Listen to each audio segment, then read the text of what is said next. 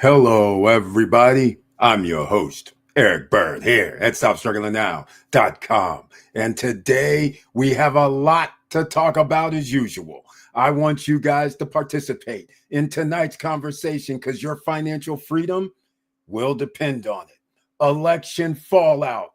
It's not just what you think, it has financial consequences that have already started. Buying assets, that's a must. You're going to have to do that over the next 2 years while the Federal Reserve just cut the interest rate another 0.25. They're going to keep doing this every 3 months. And as we already knew, the stock market was already going to start booming.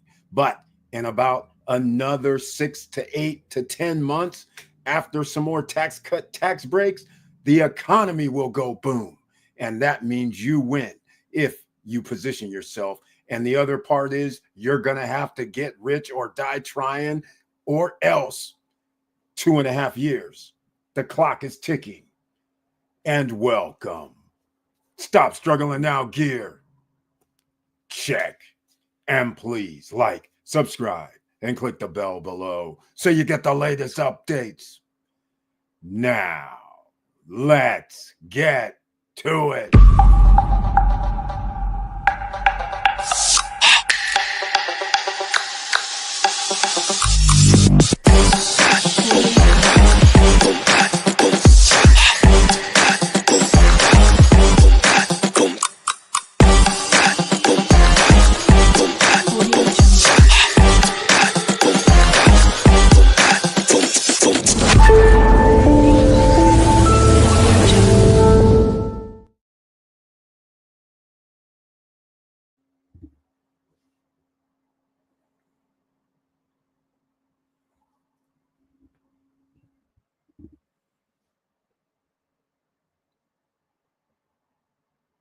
All right. Welcome back, ladies and gentlemen.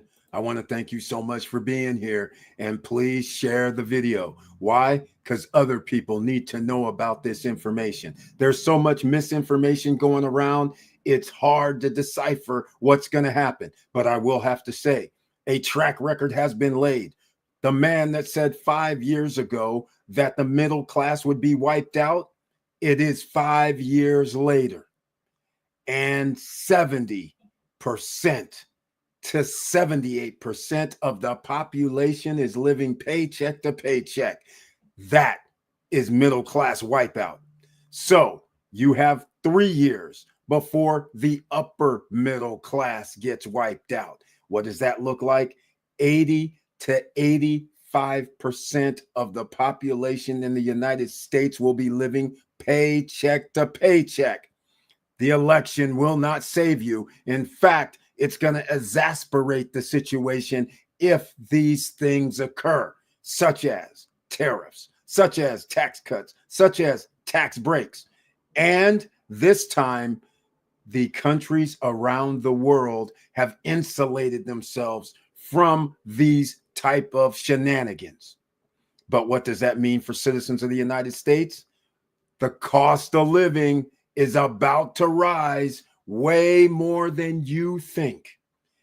And we're going to get into that tonight. And I also want to thank everybody who's here and also who's on Instagram as well. Falcon Findings, my dream, is on Instagram tonight. And so therefore, welcome to the SSN Nation. So glad to see you. It's my heart. All right, ladies and gentlemen, let's go. Let's get into something else. We have our own beachfront Java.com that we need to get into tonight. Why? Because our own Professor Auntie Val and family, they have a business. They may not be affected because it's the coffee and tea business. Packaging may be affected. Coffee and tea, ladies and gentlemen. If you like coffee, go to beachfrontjava.com. What else you supposed to do? Use that promo code SSN Lifestyle.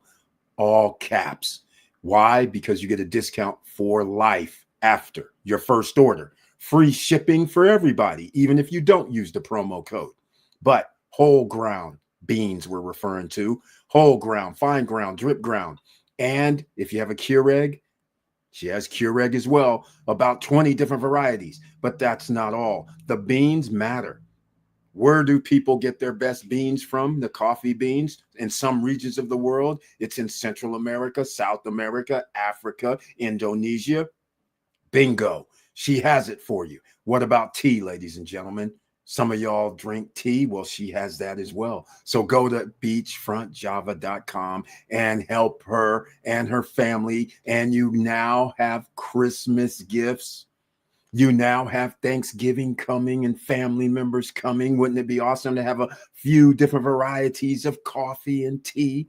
Yeah, I know. It would be awesome. So I want to thank everybody once again for being here, and make sure you do that one piece to all of the buttons, no matter where you are, because that helps the algorithm. Now, let's get into it, shall we?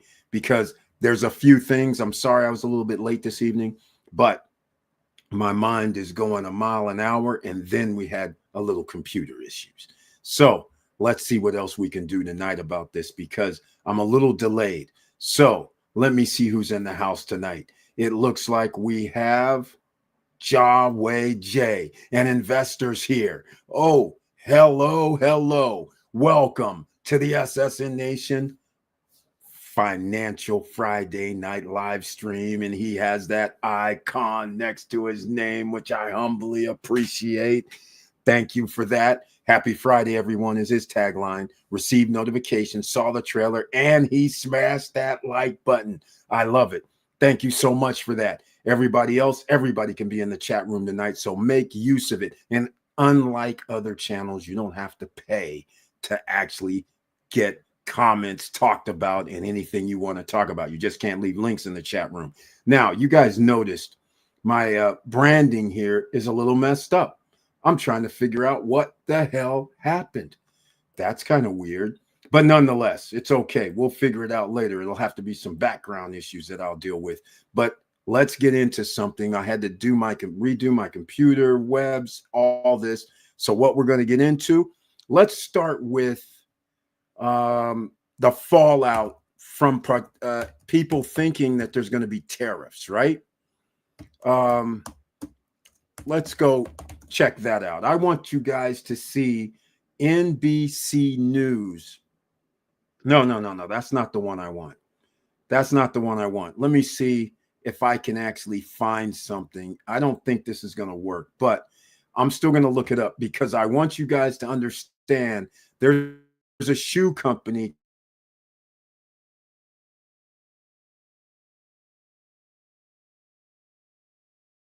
called Steve. See if I can find it real quick, because I want you guys to hear, because this is exactly what the world has been doing while you guys might have been sleeping. They've been doing exactly what you would be doing.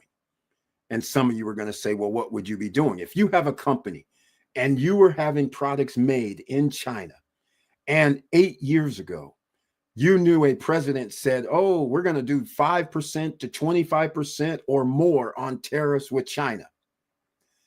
What would you do if you were a company that had manufacturing there? Next door to you are places like Vietnam. A couple doors down is Thailand. Wouldn't you ship or start another manufacturing location in those countries? Right? Same similar wages. Why would I bring my manufacturing back to America, where I can pay $5 a day or $3 a day there, and I have to pay $15 or $20 a day here in America or more? So why would I do that? You wouldn't do that, would you, ladies and gentlemen? I don't think so. I don't think so. Joy giving joy. Welcome on Instagram. I see you guys, and I have good news. We went up to 926 followers on Instagram. I love it. It's beautiful. And I think that is awesome, because we just went from 922 from Wednesday up to 926. So whoever hasn't joined us on Instagram, please do so now. Get there early. We want you there. Please go over there and sign up, because we'll start doing some other things on Instagram here shortly. All right. So I'm going to pull up something. This is not what I wanted to show, but I wanted the NEC video about Steve Madden, and I can't find it. So I might have to just show you. But Steve Madden, what he decided to do, the CEO of the company, like I was saying, they actually started doing manufacturing in Thailand, Vietnam, and Mexico because of the U.S., formerly NAFTA. All right. It's damn near the same thing, except there's some other stuff that cost more for American citizens, but nonetheless. So, but it still costs less than manufacturing in America. That's the problem. Americans don't realize, without living outside of the country, you guys don't have an advantage. One of the disadvantages of many Americans is that there are so many people who never leave the state that they live in, never mind the country. So you think what you pay and the cost of things here is the same. You know that it's not when you go to Mexico. You've heard those stories. You've heard those stories when you go to the Philippines or Thailand or Vietnam and China. You heard that it could be less expensive, right? But until you go there, you don't realize it's every phase of life. You don't realize that you could be in the so-called most expensive place in the world, such as Switzerland, right? The salaries and how much people make there per person is higher than in the USA, right? But you're going to have to figure out when you see something that's like USA. So all of a sudden you see a McDonald's. So you're thinking that the McDonald's that you're paying here, you're thinking, hey, this country has minimum wage of above $20, $25 per hour. That's in Switzerland. All right. So you run over and thinking when you show up at McDonald's, you're like, okay, this has to cost more because these guys' minimum wage is like 3 times as much as ours. And you get there and you look at the menu and you're just like, does this say a combo meal is really like $7? How is it? How? It costs more in America. And they pay higher wages and include health care. So then you realize you've been bamboozled. You're running around here thinking something different. Then when you go down, let's just say you go down to Mexico or Dominican Republic, we'll get to that in a second. All of a sudden, you're walking down the street and you see Pharmacia. Pharmacia. And you're thinking, wait a minute. Why is this Pharmacia sitting here like a shack in the middle of the street? You're like, hold on a second. You walk up there, you start talking, and you say, hey, I need some antibiotics.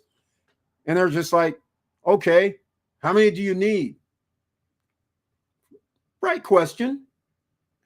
And of course you say, well, depends on how much does it cost. And these guys start saying stuff like 5 cents per pill.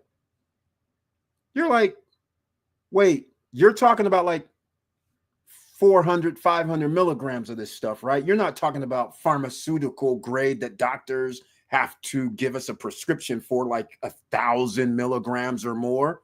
They're like, what are you talking about? These are 1,000 milligrams. I'm like, hold on a second. You're telling me you can buy 100 for like $5, $3 of 1,000 milligrams antibiotics pills, and you don't have to go see a doctor? They're like, yes. Where are you from? Like, this is funny stuff. So this is the point that I'm trying to make here, ladies and gentlemen. So when you start thinking about some of the election fallout, Steve Madden and other corporations, instead of coming back to America to start manufacturing facilities, they just moved manufacturing facilities because it's so cheap.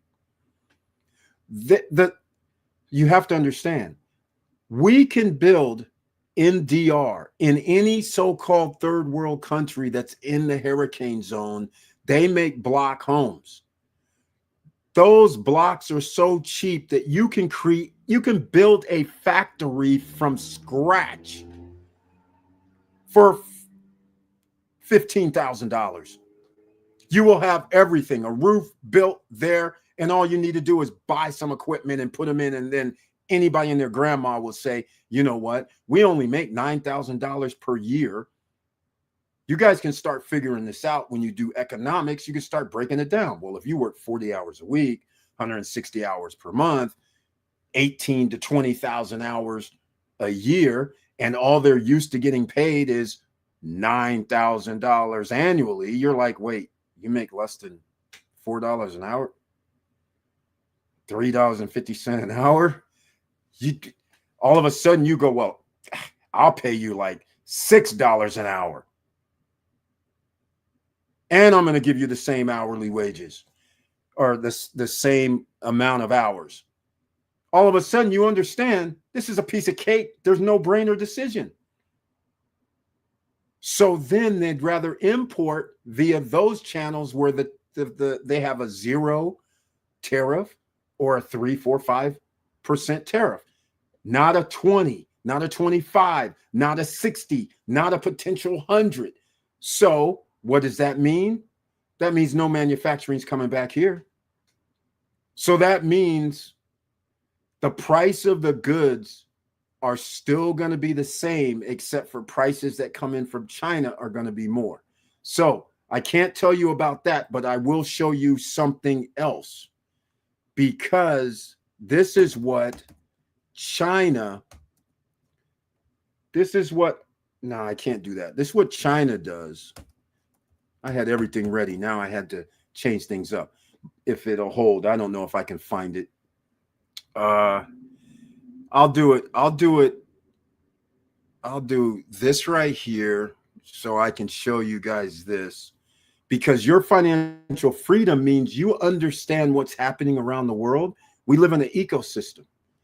So if you understand that if you do something in one location, then that's going to affect another location. Once you understand that, then you understand what you can do to get your financial freedom on track, even if you don't have it on track right now, because this is creating a whole new lane, a whole new ecosystem that's going to happen out here.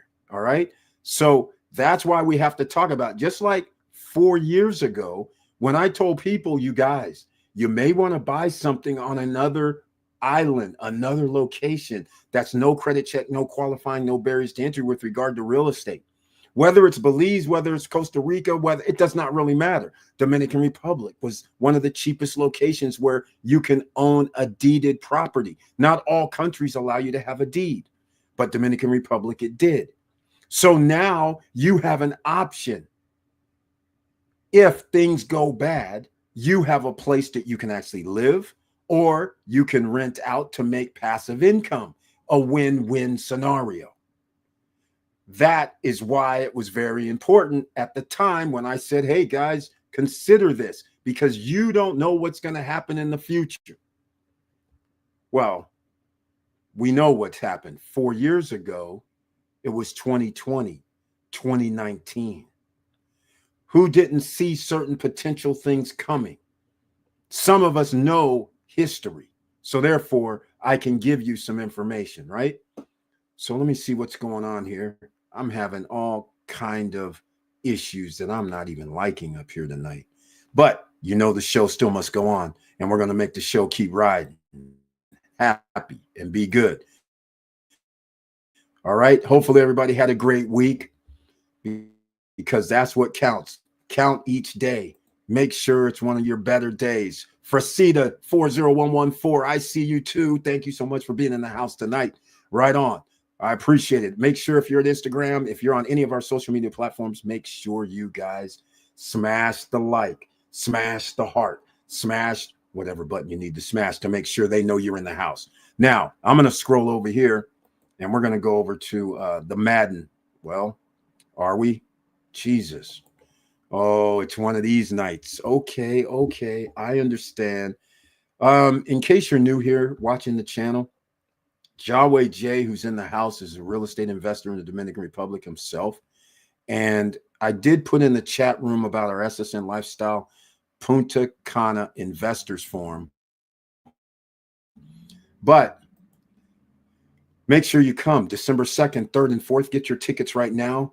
It only includes the tickets, only includes the admission in DR for what we're going to be doing. Your airfare and hotel is what you're going to need to get. So get those now. Join us because you're going to be able to talk to lawyers. If you want to open a business or start a business, you understand what that takes. If you want to get real estate, you'll understand what you should have looking for in your contract, and you should hire a real estate attorney to overlook the contract before you sign any contracts in case you want to change the contract. And we're going to actually go to some offices, check out some properties, the pre-construction properties.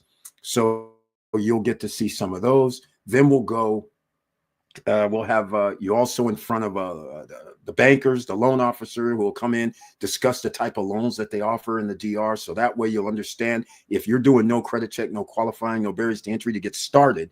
But then on the back side, you owe 40% on delivery, and the 40%, let's just say it's 50 grand, and you say, I don't want to pay 50 grand, but I want to finance it. You better know what the rules are before you buy, because if you know that it's 8.5% fixed rate for up to 5 years, and then after the 5th year, it converts to an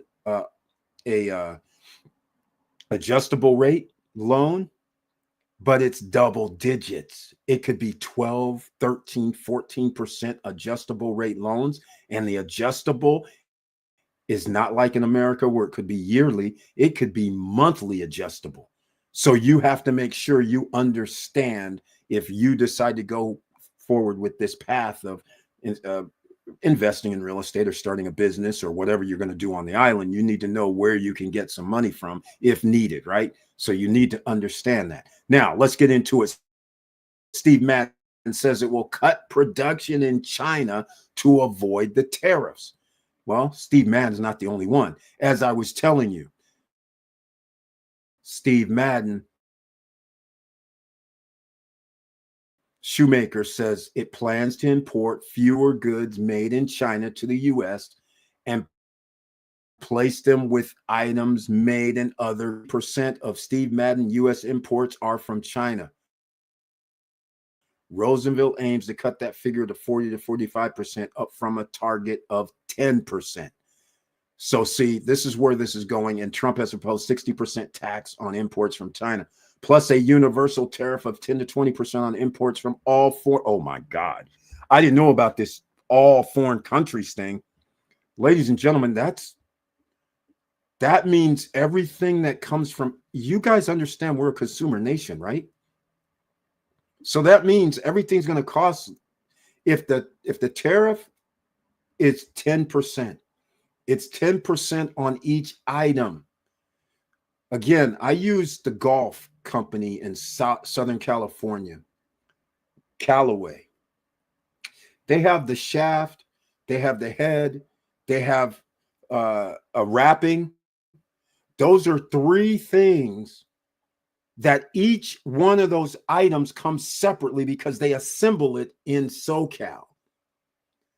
All right. So that means each item is taking the 10 to 20 to, well, it could be up to 60% hit. So if they only cost, I don't know what they cost, right? Their wholesale cost, but if they cost like $10 each piece and it's now 60%, now it's 16. Now we're at $48 versus 30. That means there has to be the same almost equivalent increase in price if they want to keep the same profit. So either you can't do that, right? If these things still cost like, I don't know, $2 or $3 or $500 per iron, and all of a sudden they're going to be 60% more. 60 times 5 is 30. So $30 more plus the tax on top. If you're going to start doing that, you can't keep it the same price, right? So either you have to increase the price or it's going to cut into your existing profits. No company really is going to do that. So they're just going to make sure that they're going to charge the consumer enough to cover all the new cost. So these are the type of things you have to remember, right? So again, I didn't realize this extra 10 to 20% on imports from all foreign countries. That means that could be like our friends. That could be like Canada. That could be like the EU zone. That could be like Mexico. I mean, this is crazy, real crazy. And corporations are making sure that they deal with this, right? Okay, I lost a little train of thought because I just find it fascinating that we have Americans who don't understand that this thing is no joke. You're creating a snowball effect around the world. And so therefore, what are you going to do? How would you make money on this? Well, one way you're going to make money on this is corporations are going to make more money. Those corporations on Wall Street are going to make more money. That's why already the stock market went up 1,500 points, the Dow Jones. Powell reduced the interest rate 0.25%. So now you have a lower borrowing rate, just a little, and now you're going to have tax breaks next year. So now people are going to be able to borrow and they're going to be able to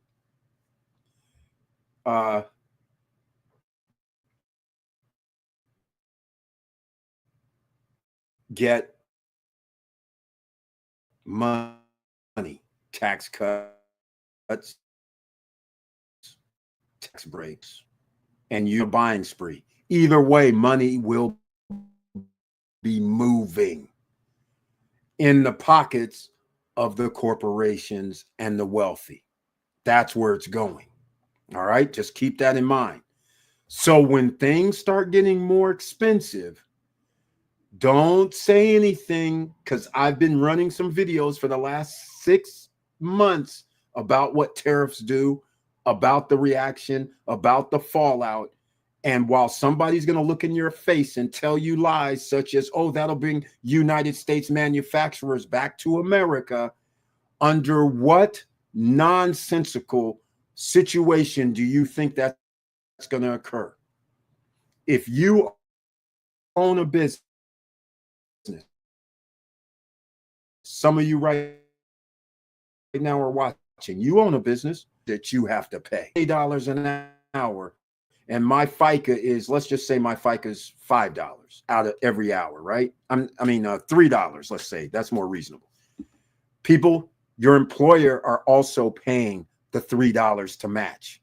So your employer is actually paying you $26 to them. All right. You guys have to understand this. Or I actually got that wrong. But $20 and $3. So they're paying $23 for you, not 20. That's what you guys don't understand. Forget the 26. It's 20 plus 3. They're matching whatever your FICA is that's taken out of your money. So you understand what I'm trying to say, right? So you look at your check and you go, hey, man, why is FICA taking this money out? They took it from you. Your employer matches it on the other side. So you're sitting there thinking, well, wait, I get $20 an hour. FICA gets half. Yeah, okay. Well, your owner of the business has to pay the $3 on top of your 20. So you guys have to understand there's repercussions from this. This is a worldwide global economy. All right. So let me get down to the China. Farmers, tariffs. Okay. So all you guys sit around here and say, this is no big deal, Eric. We have no problem with the tariffs. Okay. All right.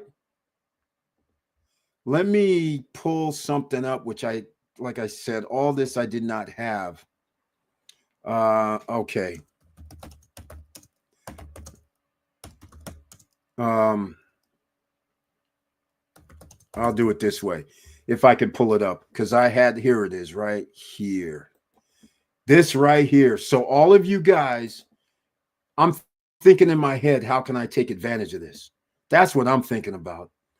Greetings, SSN Hun 89. Thank you so much. Welcome to the SSN Nation Financial Friday night live stream. Very nice to see you. Okay. How can I send you an email communication? You can only do it support at stopstrugglingnow.com. Support at stopstrugglingnow.com. Thank you so much for that. All right. I appreciate it. All right. Also, while I'm thinking about it, let me see here. China pivot. Let's get to it, shall we? You guys can see all of this. I don't want anybody to come back here a year and a half from now or a year from now and sit here and say, hey, Eric, I didn't understand the ramifications that you were talking about. I'm telling you in advance. So you can go do your own research. You can go look at the history. You can understand the correlation on what is happening. So let me ask you something. Already I told you about Steve Madden, where they're actually building manufacturing facilities in other countries. They're already going to stop sending made in China. And in fact, they'll probably just ship it over to another country and then ship it.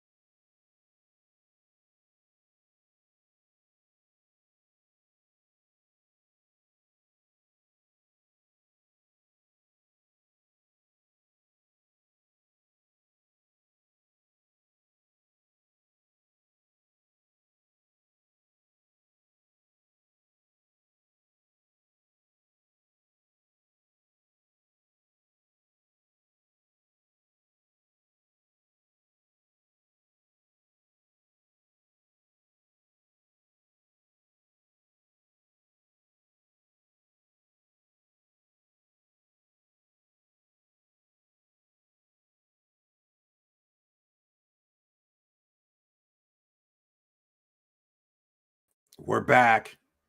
Okay, whenever we talk about these sensitive subject matters, we're tracked. So we know we're going to be shut down. First of all, get rich or die trying. Yield Max ETFs. Go over there right now. Yield Max ETFs. They do option income trading. You can get anywhere from 10%, 20%, 30%, 50%, 60%, 70%. Well, I have to say even 100% distribution of your investment, but you have to study. It's not based on the stock itself. They do options income.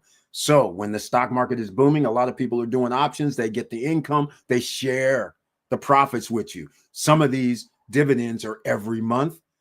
Y Max and Y Mag is every week. So those are the big heavy hitters right now. If you want 50% return on your money year over year or higher, go to yieldmaxetfs.com. That's why you always bring a pen, pad, and paper here, ladies and gentlemen, because you never know what we're going to be talking about. But I generally have been talking about the same thing because we've been talking about this for 2 years. All right.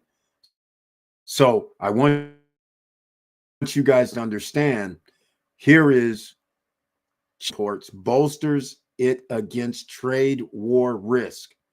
So you have to understand what happens. I don't think I'm going to be able to do this. What happens? This is cute.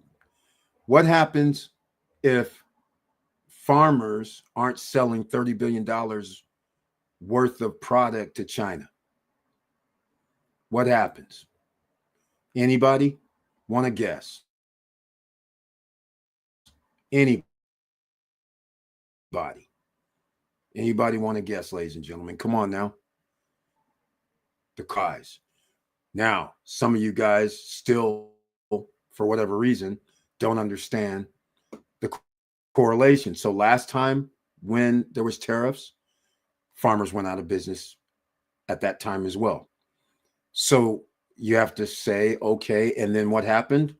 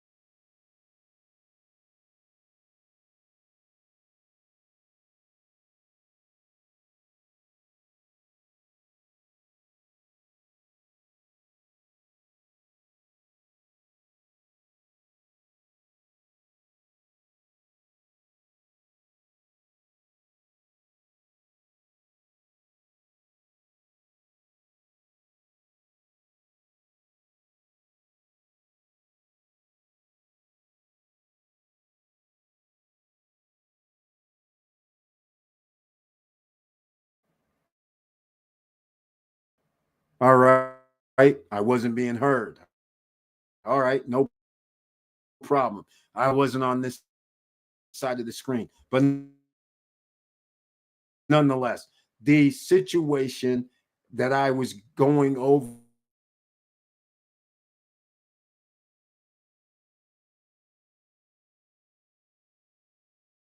in 2018, because in 2018, they said, okay, fine, we'll go buy from somebody else. So here it is with Beijing slapped 25% tariff on imports of US soybeans, pork, beef, da da da da da. Right? So now you have to understand, if this costing 25% more for them to import or buy, all of a sudden that's a problem. So now the farmers go out of business and whatever else. You guys can go look it up yourself. $dollars worth of Chinese goods. You guys know Amazon? You've heard of Amazon, right? You guys know Walmart, right? You know Temu, right? So everything you're seeing right now on all those websites and at many of the stores you may shop at, a lot of those items are made from China. So if going up like 50%, well, 60% of the price. If something costs 200, it's 230. I'm just saying, plus whatever they have to add on top because of import taxes. Not just tariffs. So, and they want to make 75 to 100%. Simple, overnight. Keep playing around. Well, it's too late. The election has already occurred, and people have played around, and they're about to find out again. Who's going to fix this in 3 to 4 years? How are you going to fix it? After prices jump up, it's the same thing that's already happened after the last election. The president is going to have to, well, I don't know who they'll be, but they're going to have to do the same type of things that this current administration has done. You're going to have to, instead of improving something, you're going to have to waste 3-4 years to fix something. That's a shame. Progress can't be made that way. And that's why we're back to square one after this next boom cycle. And then whoever does not get in on the boom, I feel sorry for you, because you don't have a choice. You're about to be screwed, because if you don't have money, you don't have health care, and you can't buy food. Do you think the homeless? The only way you can make money is if you can employ people, or if you want to be a single family that controls a business, that's very hard. So a lot of these mom and pop businesses are going to go bye-bye. And now what's going to happen when you say, if there's other fallout, election fallout, such as getting rid of the Affordable Care Act, what's going to happen? So you can't even get insurance. And mostly everybody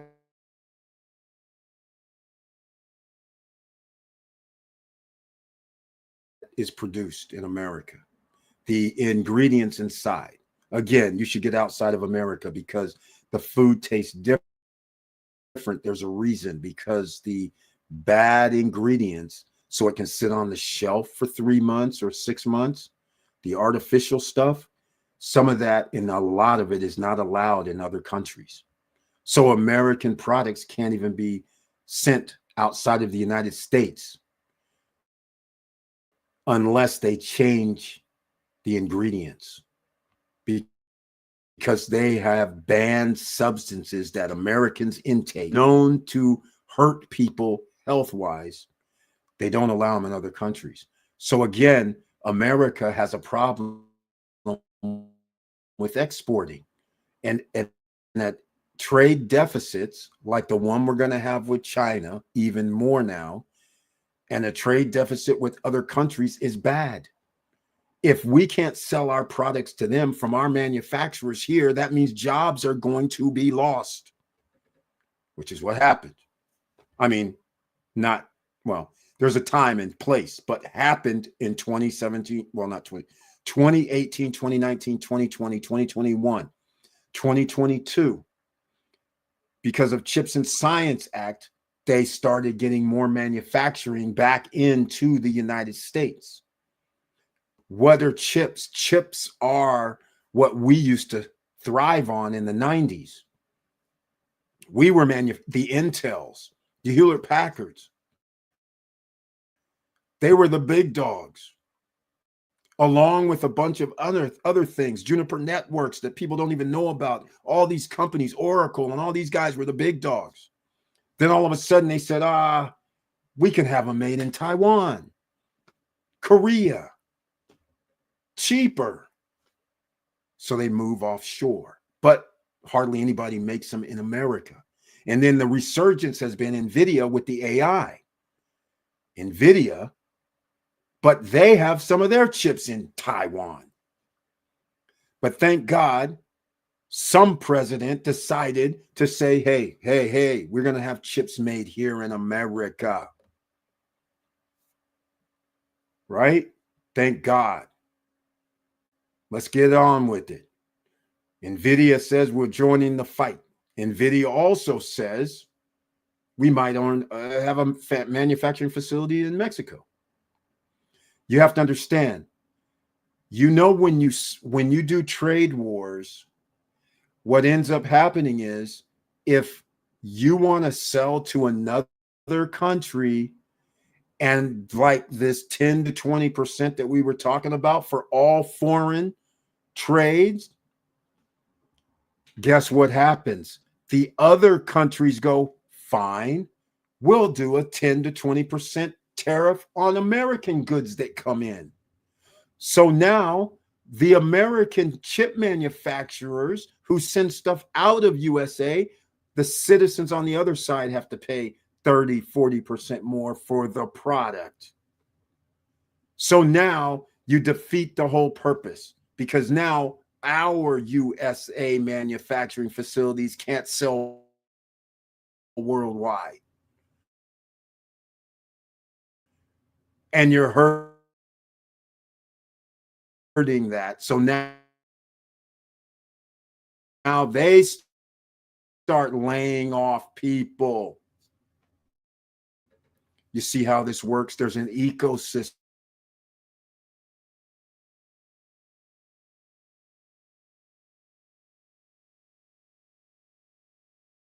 They even took, there we go. All right, I'm going to take the cam off for a second, ladies and gentlemen. And we get booted all the time whenever we get into this subject matter. So don't worry, I'll be coming back. But you guys, if you have any questions, put them down here in the comments section. You're going to have to buy assets. And what do those assets look like? If I'm you, if you can get into a real estate deal right now where you can actually buy something right now before the interest rate keeps coming down, that would be a good move. If it's multifamily, duplex, triplex, fourplex, that would be good. If you can get into real estate right now, that would be a good thing. Why am I saying that? Because the value of any real estate property is going to rise significantly, right? So if somebody says, hey, I want to get an equity loan out of it and then go and then buy into a business or buy assets on the stock market that's paying you 15% annually, that's all you really need to do, right? If you can get 15% return on your money that you have locked away and it's liquid, that's a win, right? If you can get more than that, that's even better. But this is what we're actually talking about here. In case you just joined us, please smash the like button. What I'm going to do is, since I've been doing this for about an hour, we're going to do one of our SSN Lifestyle promo videos. It's almost like actual real life videos, just so you guys understand, work hard, play hard, right? That's what you have to do. Work hard.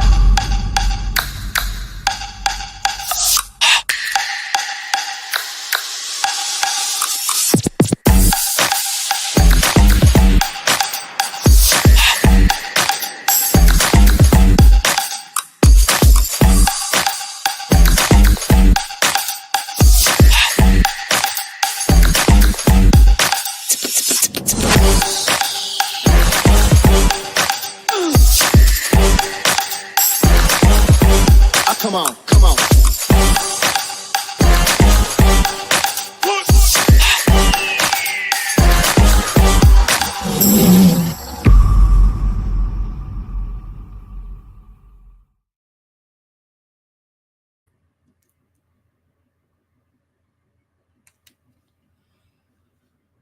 All right, ladies and gentlemen. Once again, that's what you got to do. If you're going to work hard, then you got to play hard. So work hard, play hard. And funny thing, I had one very interesting dream last night. It was insane. And it had to do with, I'll just give you the preview of the party. It's it just the dream starts, is all I can remember is I'm standing. Oh, it's Friday night. I can give some stories. I'm standing out, and like I'm getting out of a limo, and I am standing in front of this big, huge mansion home. We're talking like, I would say it's probably 200 yards wide, right? You know, the stuff clearly the home is a, 25 to $40 million home or something, right? And it's massive. So I go into the house, and I happen to find the love of my life in the house, which is kind of weird. And having a nice time, and there's certain things in the dream that makes no sense, like walls or people knocking on the wall, which is a room, and the wall opens like it's a door. I don't know about dream stuff, but I'm just like, what does this mean, right? So then I wake up, and a couple of hours later, the guys are hitting me up because we do short-term rentals in Park City, Utah, and it's during the Sundance Film Festival. And so now I'm like, okay, what do we're trying to figure out their dates and figure out everything. And it's expensive right now. The guys have lost their rocker, right? People are charging $1,000 per night for 2-bedroom unit. I mean, it's insane. Some people, I went to VRBO to go look, $1,300 per night for a 2-bedroom condo at Marriott Summit Village in the middle of January, like the 19th through the 26th, the 20, whatever it is, the 23rd. No, 23rd is not right, but 25th for a week. I'm like, these guys have lost their mind. People are going to pay $8,000-$9,000 for a week. Are we serious right now? So anyhow, that's why the guys are hitting me up, because they're like, I keep telling them, I said, hey man, everybody wants like $700-$800 per night. This is what I used to do easily. And now everybody's on the same page. All the guys must have the same property management. And they all came in and said, hey man, everybody, we're charging like $5,700 for the week and up, but nobody's going to stay a week. The guys usually come on Wednesday or Thursday, and then they're going to leave on Monday. That's it. They're not going to be there for a week. They're either going to be there for 4 or 5 days. Wednesday's the earliest. Most, if I go Wednesday, because you want to get settled in. You might have a few parties, but the real stuff is Thursday, Friday, Saturday, Sunday. That's it. Now, I mean, there's other stuff for the following 5 days, but the guys in the movie industry and all that, they're usually there just those days. So they say, hey, Eric, we're texting, and they say, hey, Eric, you should come to the AFM, American Film Marketing. And it's in Vegas right now. And my come back in my head is like, and so then I asked them about the rights, because we had a Brian P., Mr. Dividend. He asked me about what about movie rights. And I said, hey, man, is there any place that that I don't know where you can buy movie rights at? He comes back and he says just what we said, rights trade. I said, I told him that already. But I was like, is there really another place? I said, I think you have to call like Sony. You have to call like the industry, Paramount, Sony, and all these guys, and see if they're willing to, if they have something they're selling. But if they're selling it, they're probably not going to sell it, because that's inventory now for their apps, their streaming service. So I'm like, that's kind of a, different market now. But the fact of the matter is, he says, you should come out here next year when we have this conference. And I'm thinking in my head, I'm like, man, I never really wanted to be in the movie business like that. but I'm like, well, maybe this will be the next venture.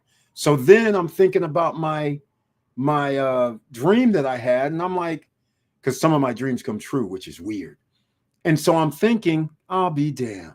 You know, in Park City, in the Canyons Drive, I'll give you guys one, White Pine Canyons Drive neighborhood. Yeah, they have 15, 20, 7 million, 10 million, $30 million homes and up. And my dream is actually like some homes that would be out there. So I'm thinking, oh, maybe this is a sign for me to start doing something a little different. Getting you guys back into the swing so you can come to the SSN lifestyle. Again, this is what we do, right? Oh, I see what the problem is in the background now. This is what we do, ladies and gentlemen. We try to get you guys, I'm going to cut this back on. Okay. Hopefully we don't have any lag here because we've had a lag, so I had to turn that off. So all you guys watching on Instagram, Twitch, YouTube, other social media platforms, I had to switch it off because we were having a lag. And you know how we do. When we start talking about business and start talking about things that affect people's lives, you know how they lock us down, turn the toggle switch down for the flow of internet. So anyhow, that's what I started thinking about. And I'm like, okay, maybe I might go play again. Back to Hollywood, right?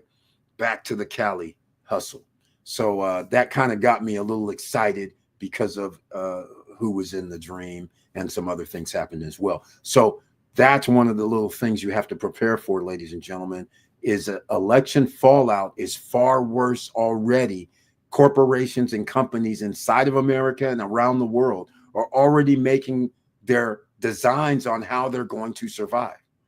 That is not good for United States citizens because we're the ones that's going to be affected by these decisions. These guys are trying to circumvent and they're trying to do things, and that means there's an additional cost factor. So everything's going to go up in price. Nobody can stop it. All right. And when you have a pro-business government, that means they want them to make as much profit as possible, like what happened over the last 3 years, right? Because all-time record highs wasn't really inflation. It was just because people paid it. And that's one of the things that America now doesn't do. People still buy because they have a credit card. Whether they are short on money, they just break out the credit card. This isn't like 1960. Where only the elite really had these cards that would give them credit. Everybody else had to pay cash, or you actually had to go down to the store and they'd run a ledger. They'd keep a ledger and they'd do a little IOU. Okay, you owe us this next week by this time. Oh yeah, that used to be a thing too, ladies and gentlemen. Imagine not having a credit card.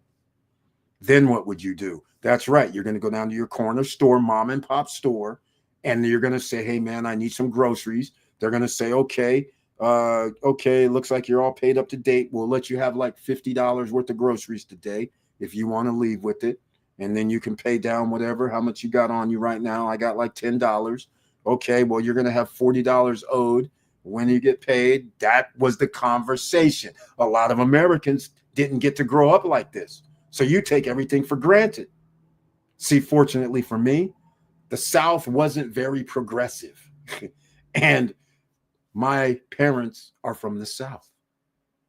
And so when you go to a little small town that's like 10 to 15 years behind the time, and you get to roll in there with your grandparents and you're seeing them roll up like, oh, hi.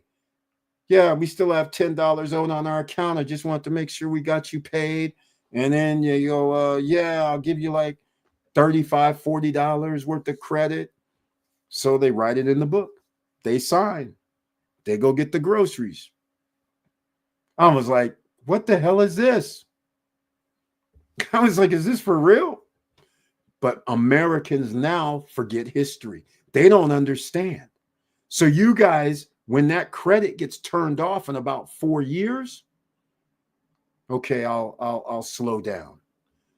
When credit gets turned off in 4 years, you will have it turned off. You do understand, after you heat up the economy with tax cuts, tax breaks, and people are getting loans and the home prices start escalating, that's a boom. Stock market's going to rise too from the stock buybacks. That is a boom. But you're going to have a deficit. You're going to have a bigger trade deficit. You're going to have prices increased. You're going to have wages not matching the price increases for home value, price increases of the new tariff situation. And what's going to end up happening is things are going to cost more. So more people are going to break out that credit card. And we'll make, just like now, all-time record high in credit card debt. And then Jerome Powell, who will probably not be, unfortunately, the Fed chair, because he embarrassed the soon-to-be President Trump when he said, I'm not going to resign, and his term is up in 2026. Unfortunately, Jerome Powell has been one of the best guys to handle the economy over the last 10 years, roughly. So the problem is going to be they're going to have to raise the interest rates to cool down the economy, and there's going to be a recession anyhow. So that's going to be a problem. And that's where things are going to get wiggy. And that's where 85% of the population will be living paycheck to paycheck at that time, wiping out the upper middle class. And now only the top 15% of the wealthiest will be able to live comfortably. Everybody else is going to be sweating bullets because you're not going to have the manufacturing jobs that pay nice, the union jobs. You're going to be lucky if you even have car manufacturing jobs, because usually those are tens of thousands. You're going to be very lucky if you have the manufacturing facilities like chips and things like that who employ thousands of people. Because, why do I say this? Other countries are ahead of the United States in technology on a lot of fronts. And sooner or later, there's going to be an implosion. And unfortunately, I think that implosion is going to be coming in like the next 4 to 5 years, if not already. So again, we are behind the 8 ball. And American citizens, you don't know it yet. Cornell Dennison, what's happening, cuz? Welcome to the SSN Nation Financial Friday Night Live stream. Let's see what's happening here. I'm not seeing them show up on the screen. There we are, Cornell Denson. What's happening, man? The cuz is in the house. And again, nice seeing you, man. I appreciate your support. Make sure you don't forget to smash that like button. Give it a 1 piece. All right. I appreciate it, man. Hopefully you and the fam's doing good, man. All is going great. And I'm glad you're here tonight, so I don't have to call you up and let you know about it. Right? Make sure I don't have to call you up and let you know about what's coming. You're an entrepreneur. You know what to do, man. You're going to have to step on the gas, man. And everybody, you need to get your credit in order. If you don't have it already in order, then use credit monitoring system. In fact, let me put a link in the chat room for you, all right? Let's put a link here. Credit monitoring. This is smart credit.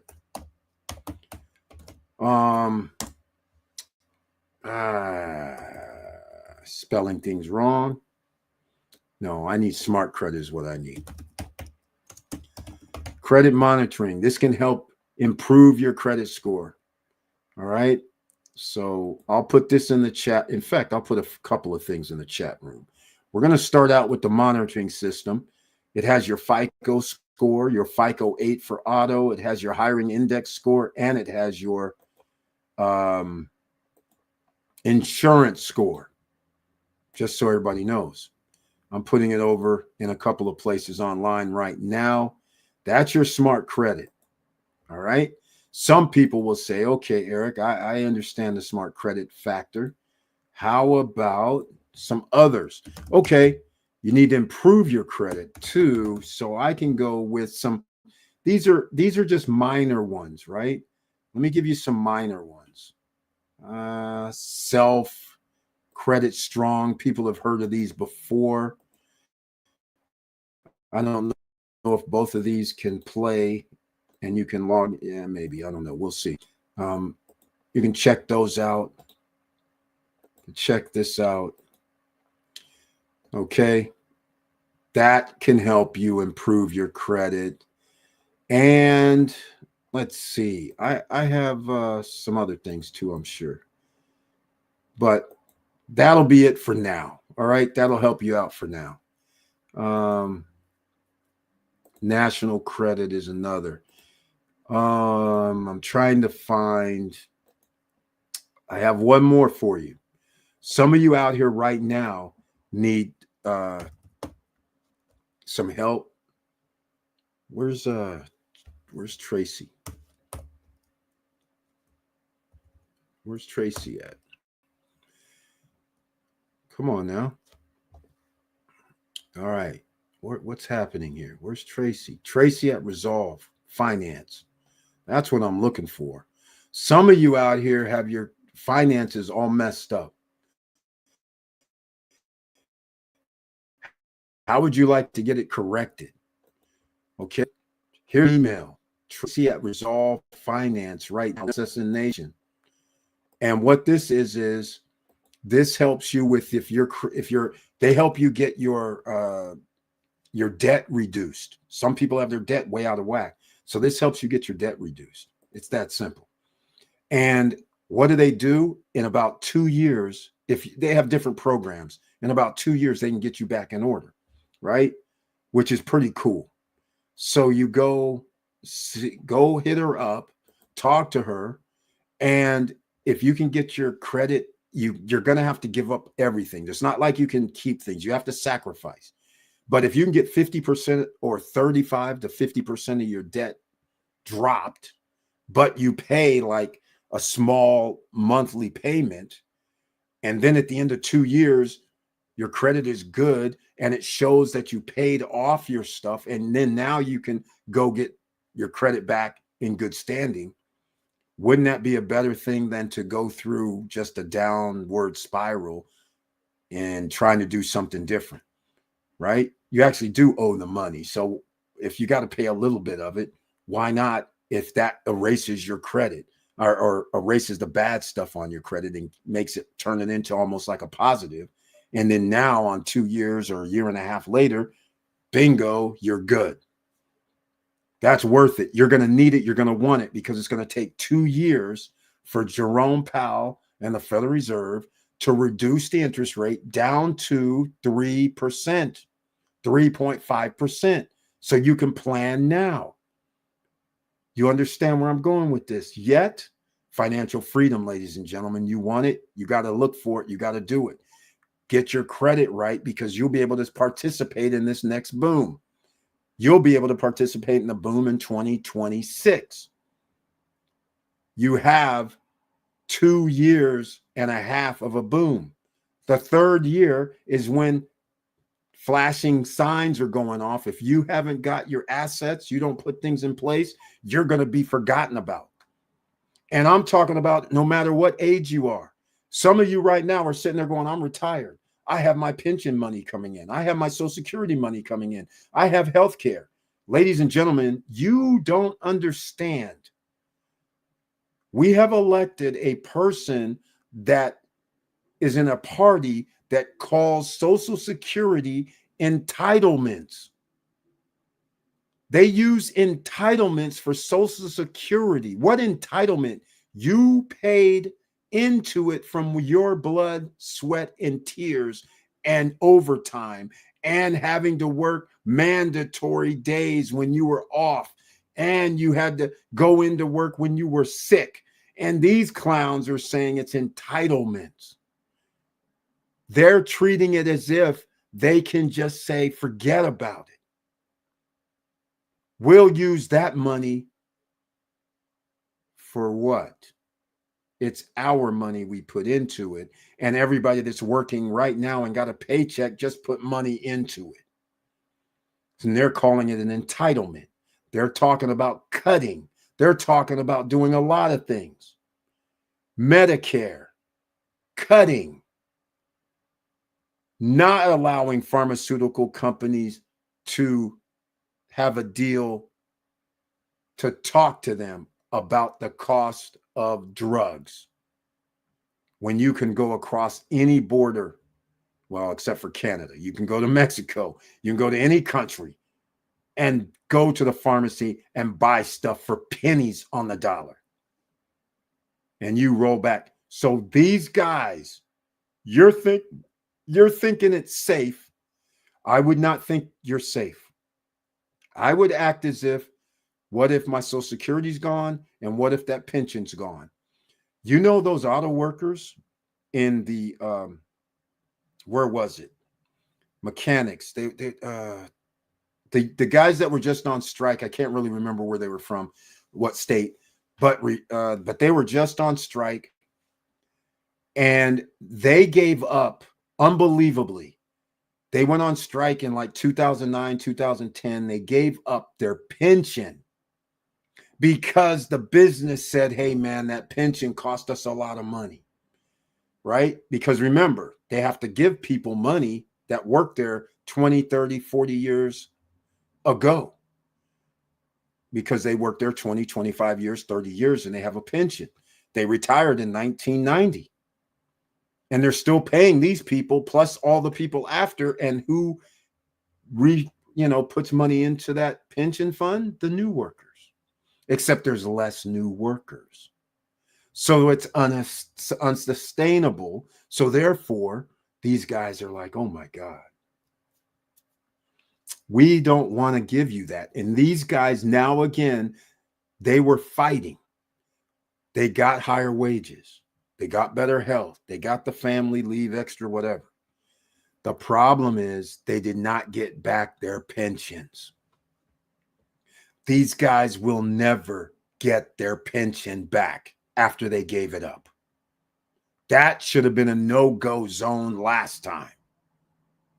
But when you're making $30, $40, $50 an hour, you don't want to give that up. And you have health care too. You're not going to want to give that job up when push comes to shove, when they shove in your face and say, okay, here, we'll increase your pay by 10 to 15%, but we're taking back the pension. We're not going to pay out on pensions anymore for everybody that retires. We'll deal with this on the next time we re-up and renew the union, which came up just now. And just now, they said, nope, we're not going to do the pension. So you're going to have all these people that have retired over the last, whenever this 20 years, no pension. You have some people having pensions right now. The same thing can happen to you. Social Security could be attacked. Medicare, that you have health, plus you obviously have to go get insurance. All of that has something to do with it. All right? These are repercussions that have already happened. Okay, hold on a second. I got to get back down here. Okay, Tracy at Resolve if you want to improve your credit score. Okay, I see what's going on now. I got something new on the screen. We've had a reset here of some sort. So these are the type of things that a lot of people don't think about. You guys are out here willy-nilly and doing stuff. DMJ911, I see you on Instagram. Thank you so much for being in the house, man. I appreciate it. Very nice to see you once again. Make sure you guys hit the follow button, smash the like buttons, and all of that. The heart buttons, whatever makes it. So the YouTubes, the algorithms, wherever you're watching from, they see us. They don't like showing us because I give you guys the real deal. I'm not talking with sugarcoating, and I'm not talking about anything that you can't just go look for yourself. You'll be like, oh, damn, this is kind of dire once you understand the situation. You have no room. We don't have room for error anymore. If 70% of the population is living paycheck to paycheck, if you go by numbers, if you have, let's just say 300 million Americans, we have 350. 70% is over 200 million Americans. Do you guys know the workforce that they count is under 200 million Americans? So therefore, how many jobs are there actually available? There's not 300 million jobs available. So now we have mom and pops. We have people like me. We have people like you who do your own business, right? You don't employ like 50 to 100 people or 10 or 15 even. So but you're going to be contributing to the Social Security. You're going to be contributing to taxes. You're going to be contributing, right, in that fashion. But the real deal is the places that are going to be laying off 1,000 people, the places that are going to be laying off 500 people, the places that's going to be laying off 2,000 people. That's where the real pain comes from, because those large corporations are able to fund with insurance, health care for the people, and nice wages. What happens when those nice wages drop? When those are gone? And now you have to be on the wage plan of $20 an hour, $25 an hour, but yet you live in a lifestyle and the cost to you is $60 an hour or $50 an hour. There's no way to come back. And therefore, you're going to see more rise on the streets of what you would call homeless people. There's no way around it. So now you're going to have to figure out, what side of this fence are you going to go with? Are you going to protect yourself by going outside of the country and starting a business? Are you going to protect yourself by getting property outside of the country to protect yourself in case you can't afford to live here? What are you going to do? There's people in Florida right now, you better get rich or die trying, or else, who thought their life was perfect until hurricanes occurred, until their insurance for their home and dwellings all of a sudden went to zero. Sorry, you can't have coverage. Or yes, you can have coverage, but you're going to give us $10,000 a year. You're going to give us $9,000 a year. And then the people do give them $10,000 a year, $9,000 a year, $7,000 a year, and 2 hurricanes come back to back. What happened, ladies and gentlemen? Let me ask, I'm going to ask you guys, what do you think happened when the hurricanes came and the insurance companies came out and gave an assessment? What do you think happened? I'm just going to give you some things here. I made videos about home buying and materials. Part 4. I did 4 parts for you guys. Anybody that's going to watch it in the future, hopefully you find it. The reason why I did that is so you understand the cost and the longevity of the materials used when they built the house.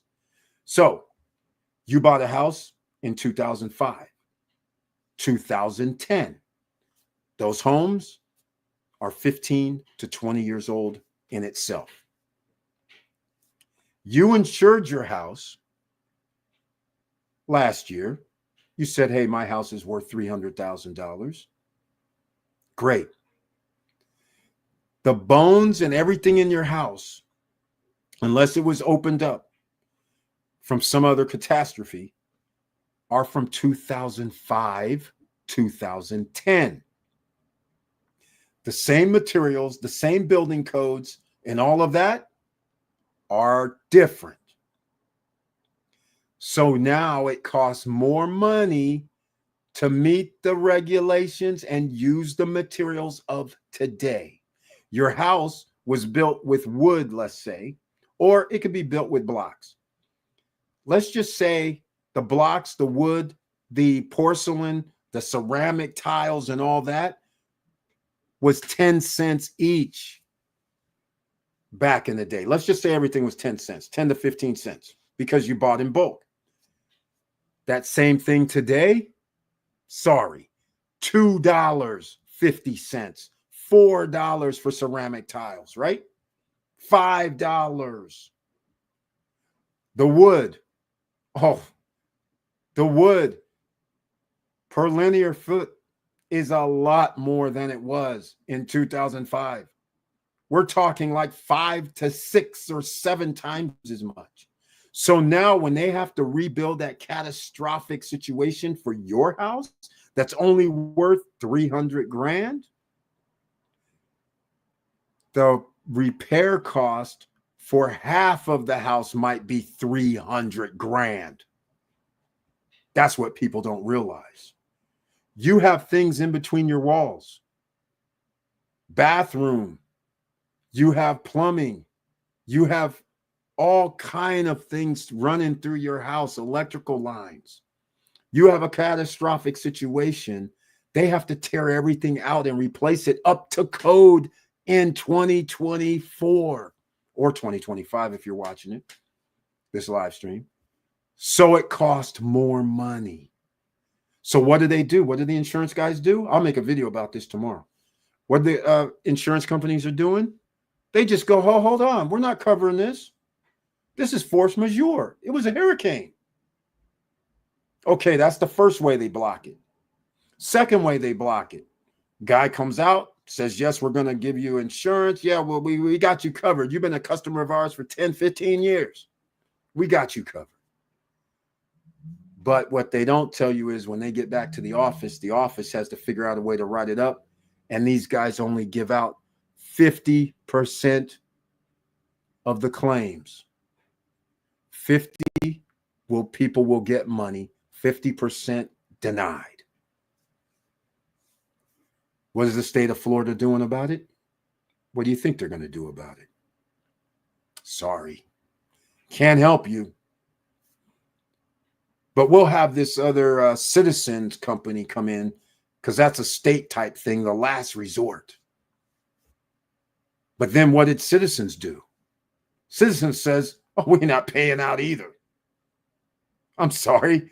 No, we're not paying out either. And if we do pay out something that's going to cost, let's just say $200,000 to fix, here's a check for $100,000. Well, that's like zero because I can't fix the house.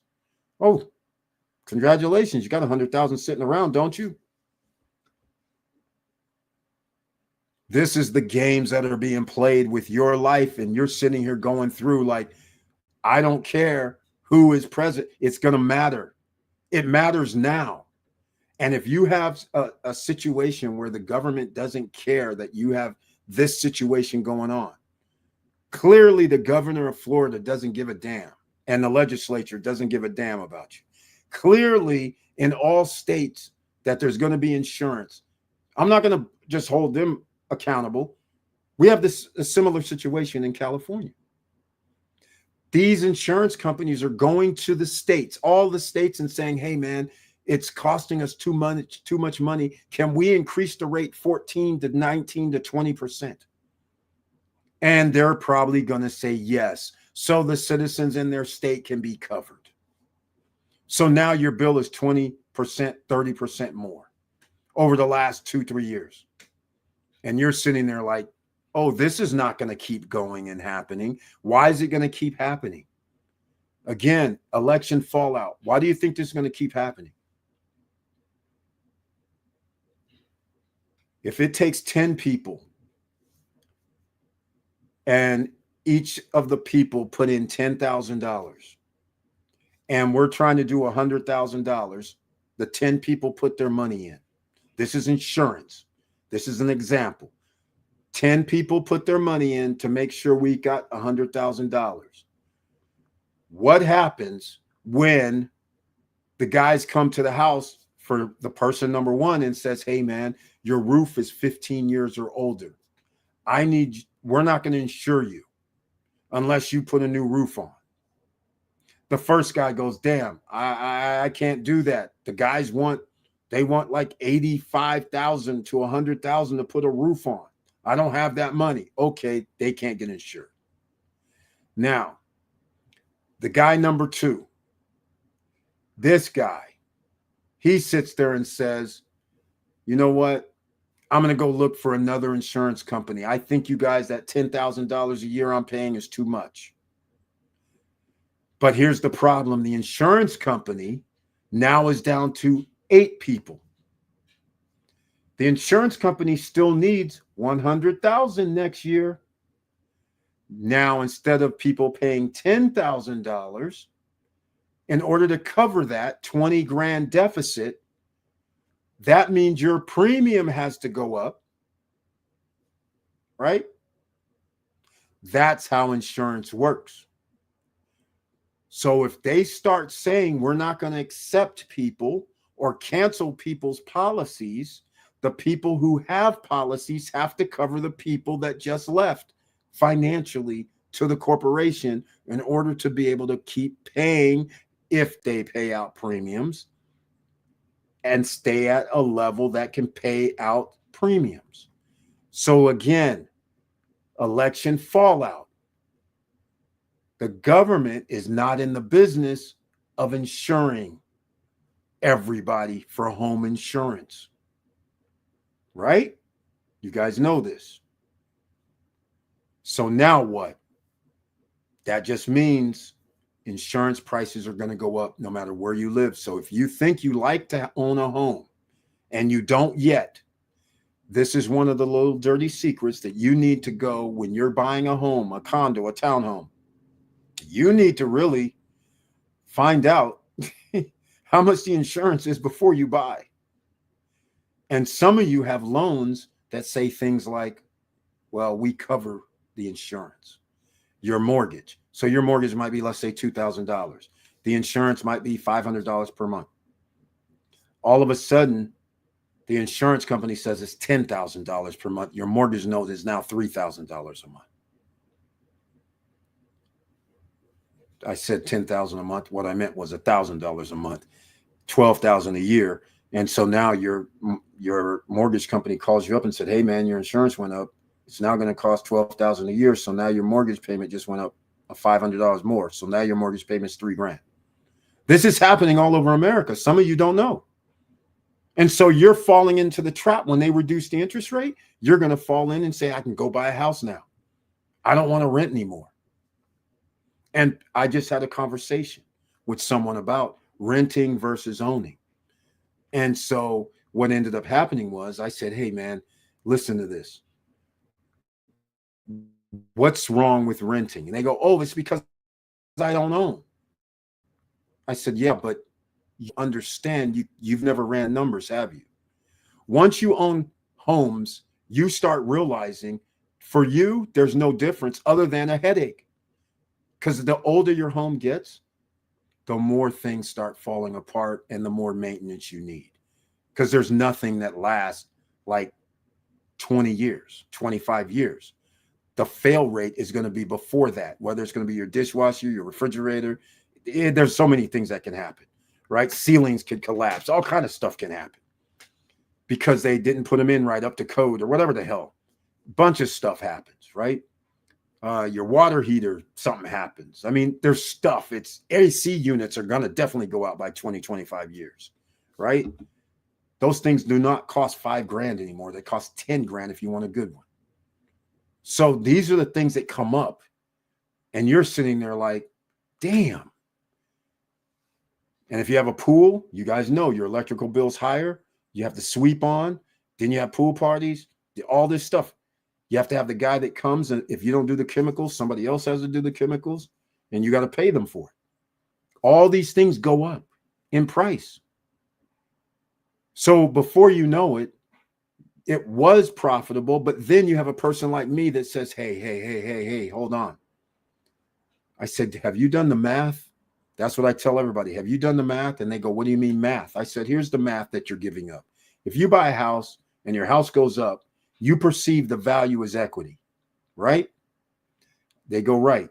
I said, I don't, because you perceive it as equity, but every time you had to have your lawn mowed, every time you had any repairs done, every time you had to pay HOA, every time you had to pay anything that does anything to do with that house, you don't count.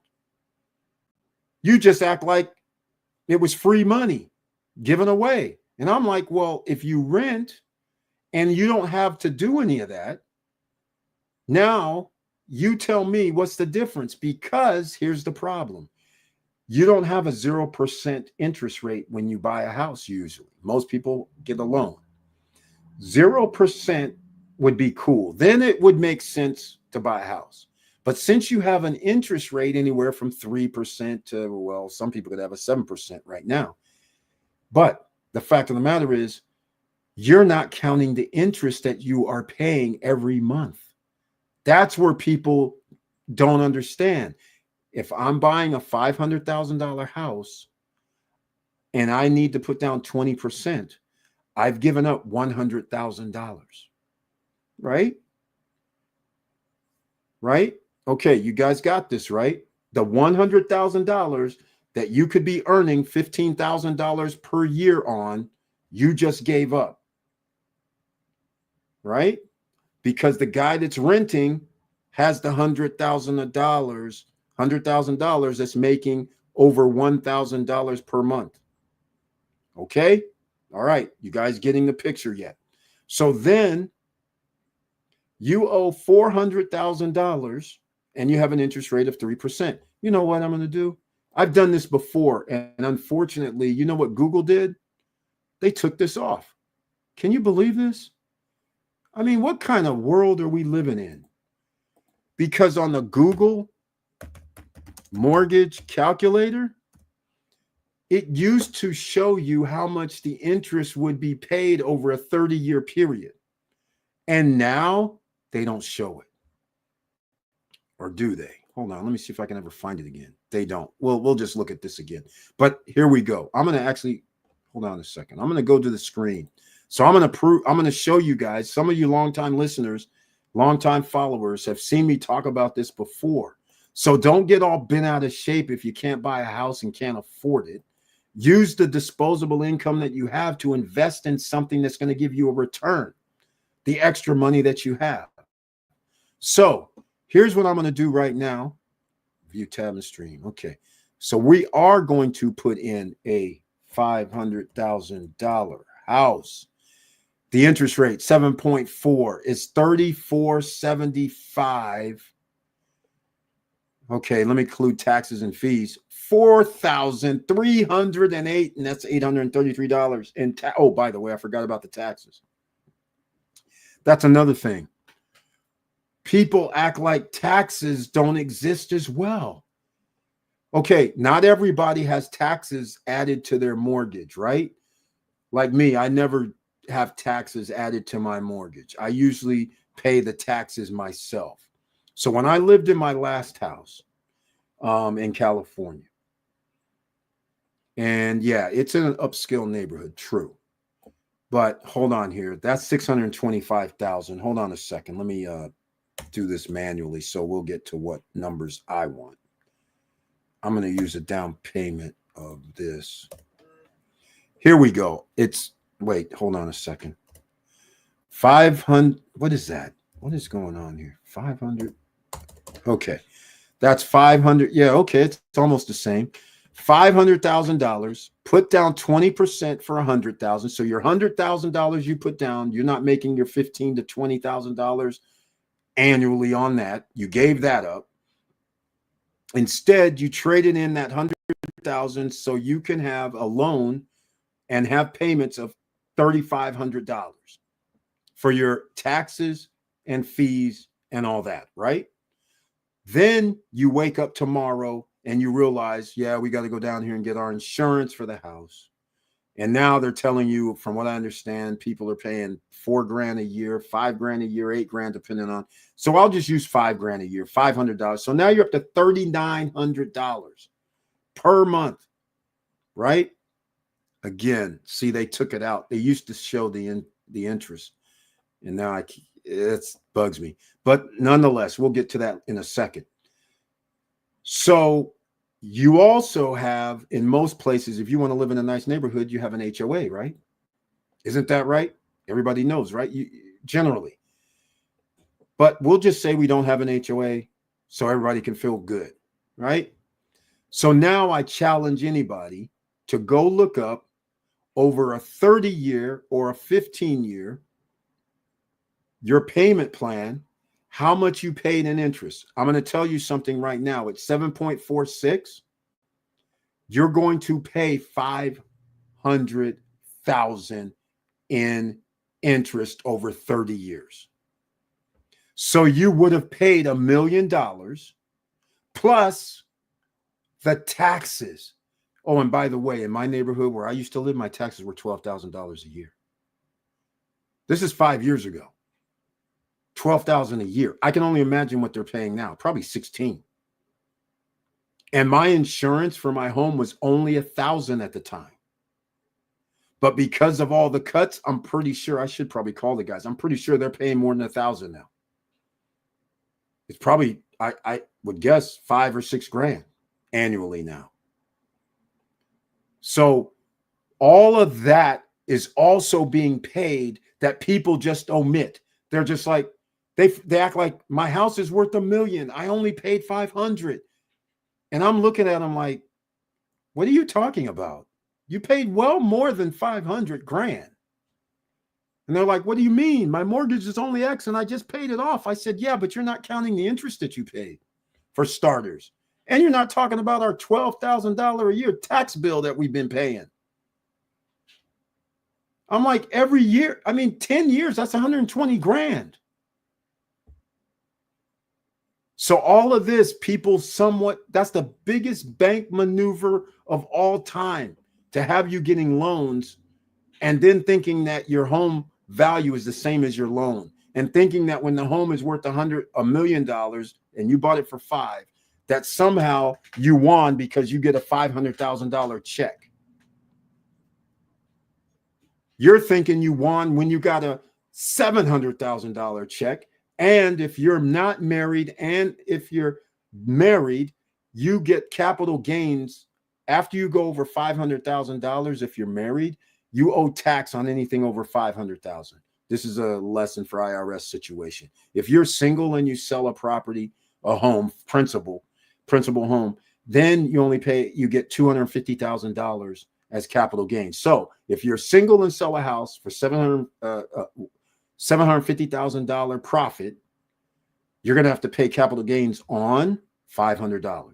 If you're married, you'll pay capital gains on $250,000 because you get $500 capital gains credit. All right. So that's the thing. So if anybody says, which again, I explained this to the person that was saying, hey, I got to buy a house because my friend and families and everybody else bought a house. I'm like, why does that matter? You're not paying insurance on where you live now. You're not paying the HOA where you are now. The landlord pays it. And then they say, well, the landlord charges me that. Okay, let's just say they do. But you still aren't paying for the maintenance and upkeep as well, for everything that breaks down. I'm like, either way, you don't have to cover everything. And the money that you would put down for the house, put it into the stock market. Get your 15%. And some people keep going, what's he keep talking about? 15%. Okay, I'm glad you're still here. I'm glad you have a pen, pad, and paper, because Mr. Dividend is here to tell you about it. Welcome to the SSN Nation Financial Friday Night Live Stream with Brian P. Mr. Dividend with the icon next to your name. I humbly appreciate. And he brings his tagline this evening. Hello, Eric. I hope all is well with you. Yes, it's going well, man. Thank you. I appreciate it. Hello, SSN family. I got the notification and I saw the video and I smashed, I know what that means, that like button, that follow button, that heart button. That's right. Let's go, ladies and gentlemen. Show everybody you're in the house and part of the SSN Nation, and you can get some of this gear as well. Nobody's coming to save you. Hoodie, t-shirt. That's right. Go to ssnstopstrugglingnow.com/Stop Struggling Now merchandise. That's right. It's long, I know. But, or you can go down to the link below in the description box if you're on YouTube and get that link. Yield Max, that's right, paid today. Why Max and Why Mag paid today. That's right. These are Yield Max ETF funds, ladies and gentlemen. Go over there and get it. Make sure you smash the like button. I'd love it if you become a subscriber of the channel. We need more people. And again, Instagram, we just went from 922 to 926 today. Please go over there because they always take away our followers. Again, social media is not open. I keep telling everybody that's not how it works. Okay, look, first of all, in America, everything is controlled. They don't let it just go organic. They have to withhold certain individuals like ours here. A lot of people talk similar to how I talk, but not everybody says the real, because a lot of people haven't the same. Their life is not the same as mine. Just like your life is not the same as mine. Mine isn't the same as yours. You don't have the same life experiences.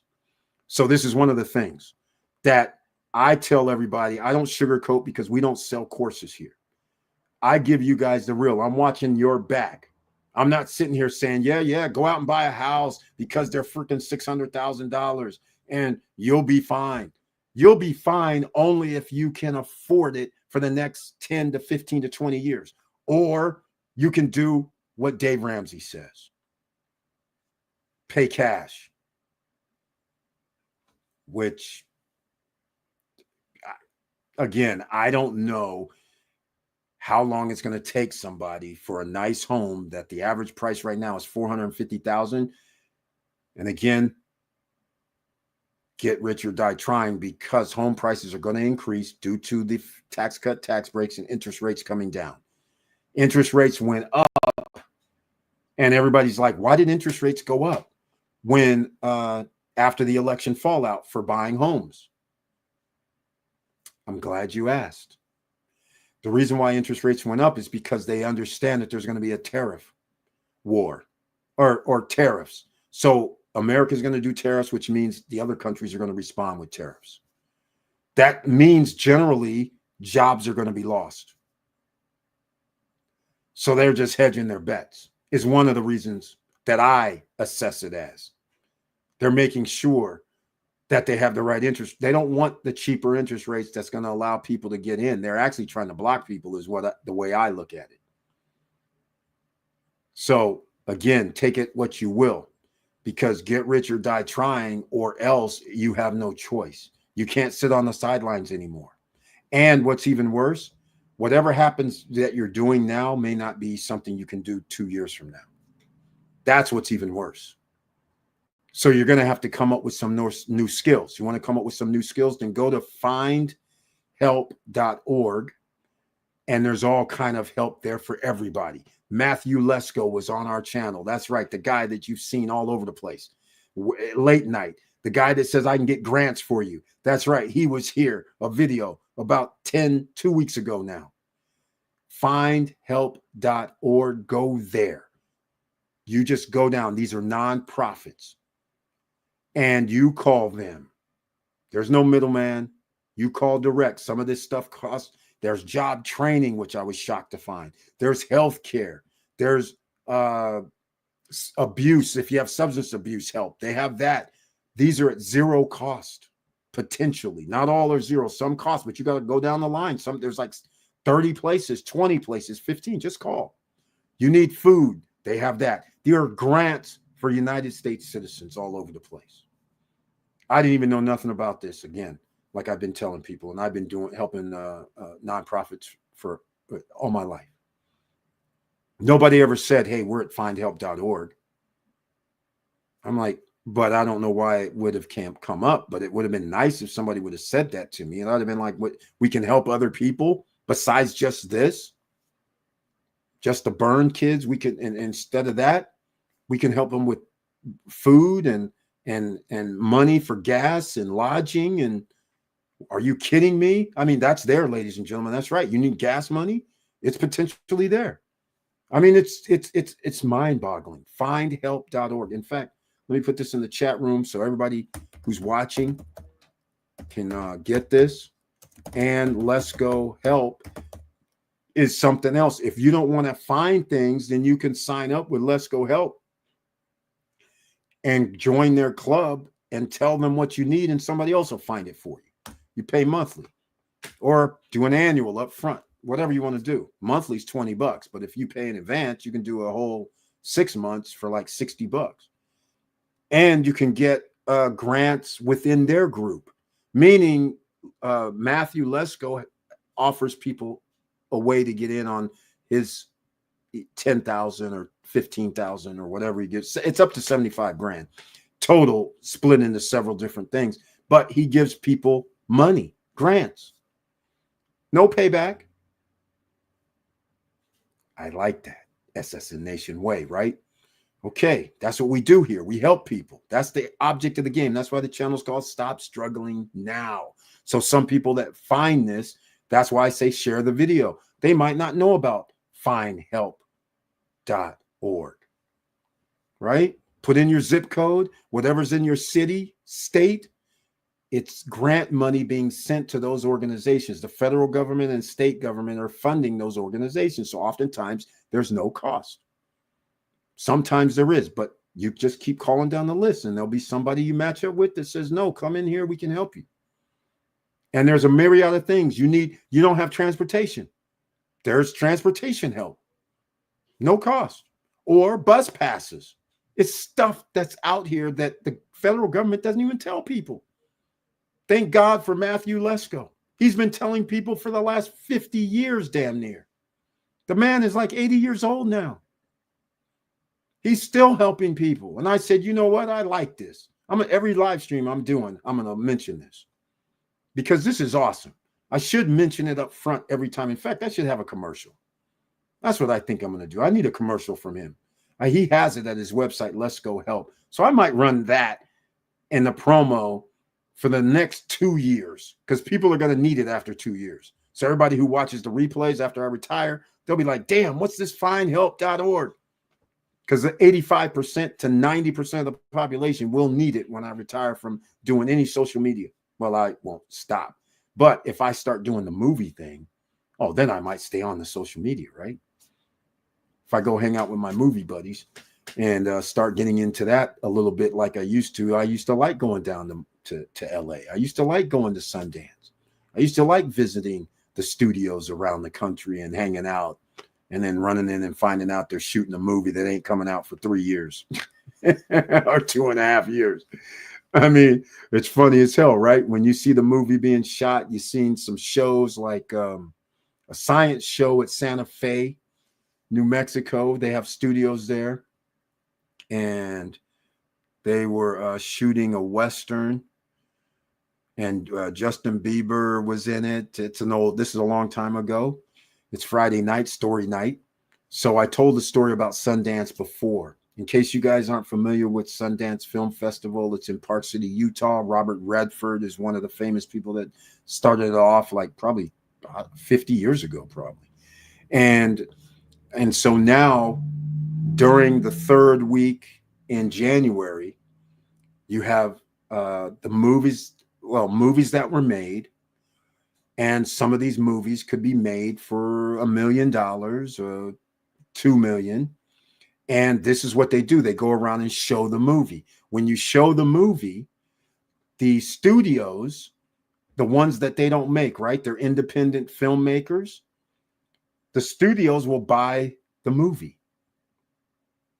So you go to the film festivals, you'll see movies that will come out 3 years, 4 years later. So I'll give a part of what happened on the situation on one of the movies. Some people may have heard this before. So I'll just tell you guys how it is. I stay in the canyons. When I go to the Sundance Film Festival, I stay in the canyons. I stay at the Miners Club. All right? Because the Miners Club has 2-bedroom units or larger. And if I have a 2-bedroom unit at Miners Club, my 2-bedroom unit is going to be like damn near 1,500 to 2,000 square feet. That's how big it is. Fireplace, ceilings are like 15 feet high. Oh yeah, it's nice and cozy. And it snows. It's snow, right? And well, we used to see the lifts until Wyndham put their freaking building in front of the lift somehow. It got approved. But nonetheless, so it's nice. You're warm. You got your fitness center. You got your pool. You got your game room. You got your bar downstairs and snack bar. You got a movie theater inside. Who do you think's going to stay there when it's Sundance Film Festival week? That's right. Some of the directors, some of the movie guys, they'll come in and show a little screening of their movie that nobody else has. It's going to be coming out in 4 years or a year and a half, whatever the case may be. So we're sitting there, and I'll tell you the end of the story. So now one of the day, and the reason I stay at the Miners Club is because I love it. It's just small. It's on the corner. It's not like it's not a resort type place. It is kind of, but it's not. But, it's awesome. That's the spot, okay? It's now called Worldmark. I think. World Mark Miners Club. But anyhow, they changed the name because they're the management company. But anyhow, so now I'm staying there, and I know H.M. Coakley. By the way, I'm a big shout out to H.M. Coakley. Riffish, Sean Wani, I see you over at Instagram. That's right. Byzantine Red, I see you over at Twitch, by the way. All right, Brian P says nice. Okay, so I'll do this. I'll leave it while I'm giving this little story. I'll even go into some of you guys have seen H.M. Coakley films. All right. So I'm going to actually show you on the screen. Let me see. Let me get over here. So here's what's happening. So this is how I met H.M. Coakley. All right. He's staying at the Miners Club. And so he comes out. Okay. I don't know who these people, I'm not in the film business like that. And I don't know who these people are. Right. So here's H.M. Coakley. And while I'm talking about this, you might have seen the Cleavers family reunion. Oh, that's a whole nother story I'll tell you about. Holla. You might have seen this one. Holla. San Andreas. All right. Mega Quake. All right. So I've never seen The Adulterers myself, nor Monica. But Cleaver family reunion, that's a whole nother story. But anyhow, I'm going out of the place. And the guy comes down the first time I see him. And we're just, I'm like, hey, man, I'm going into town right now. And he's like, yeah, but they don't have a shuttle. I said, we got a shuttle. He's like, nah, these guys said they don't have a shuttle. I said, well, then it's your lucky day. Now, I have to keep going with the story if I start bringing this story part up. I guess I should say your guy here. In fact, I'm just going to give a big story because I've told this story before, but I'm going to give you a big story. I'll get to the H.M. Coakley part, and I'll do it right now. I'll do that. So H.M. Coakley, we go into town, right? Because I call up Westgate. Westgate shuttle will come get me. All right. So he's like, oh, this is cool. I said, yeah. So we go down, drop us off on Main Street. That's the only time I see him. He has to get back, whatever. We don't hang out because I don't know the guy. But we talk and say, okay, man, nice meeting you, nice seeing you, whatever. So now the Sundance Film Festival is over, right? But when it's over, they have the best of party. Okay? So the best of party is up the street from where the party's going to be at. It's over by the canyons. So anyhow, so I'm me, the wife, getting ready to go. And again, H.M. Coakley's upstairs. The way the entrance is, it's cool. You guys have stay at Miners Club. I know you're gonna say, Eric, it's expensive. I got it, but that's the spot. So anyhow, he's up there and he says, hey man, where are you going? I said, well, I'm actually going over to some place. He goes, no, I got tickets to the after party, to the party. It's the awards party. And I'm like, awards party? I'm like, okay, this is cool. That's nice of you, man. He's like, yeah, man, that's the least I can do. So he says, but I'm waiting on this girl who's in another room in here, and she needs to go too. I said, well, then let's get get the shuttle and which was a van. Get the van. The van comes over, taking us down. And while we're in the van going to the award ceremony, the girl in the back seat, who also I don't know, and I'll just say this so we get the colors right if it matters. The black girl, all right, she's in the back. So I'm just thinking, I don't know if she's an actor, actress, if she's what, but all I know is she's in the back seat. All of a sudden, we're probably like a mile or two before she starts screaming, oh yeah, yeah. And I'm like, what the hell's going on? Oh my God. The Weinstein group. Yes, that Weinstein. Yeah, the guy, rape guy, Weinstein, Harvey Weinstein. Yeah, Weinstein group bought the picture. So she says, I spent $600,000. They just gave us 1 point, and I think it was 1.2 or 1.7. It was 1 point something. I can't remember now. My brain is getting foggy about it. But that's why she was screaming in the back seat. She was an investor in that movie, which ends up being, I swear I wish I could remember the name of the movie, but it's the movie where the guy got shot in Oakland at the subway at MARTA station when the guy said I was pulling out my taser and I actually shot him by accident. Fruitvale. It's Fruitvale that you guys now know. That is actually the #1 movie. They won the award at Fruitvale. And the Weinstein Group bought it. And then you can go look and see if it's 1.2 or 1.7, that's what they bought it for. It probably grossed $30-40 million or more. And it's still on streaming services, I'm sure. So that's when I'm like, oh, this is awesome. So anyhow, we go to the awards ceremony. And at the time, all the people in the movie are literally like unknown. So I get to meet all of them. But I don't really, it's hard for me when I meet people at awards things. And it's like the odds of you seeing them again, you're not friends with them. But, it's kind of like, yeah. And at the time, there's no Fruitvale on in the movie theaters, right? It's just this little independent film. And then 2.5 years later, I believe, I see this movie coming out called Fruitvale. And I'm just laughing. I'm like, that movie came out. That was at Sundance Film Festival. That's funny as hell. So after this, H.M. Coakley, we're hanging out at the bar downstairs at Miners Club because he stays another day. And we're talking. And he says something like, hey, man, I got this new movie, Cleaver Family Reunion. I'm like, really? He's like, you should be in it. I said, nah, I'm not coming to Hollywood, man.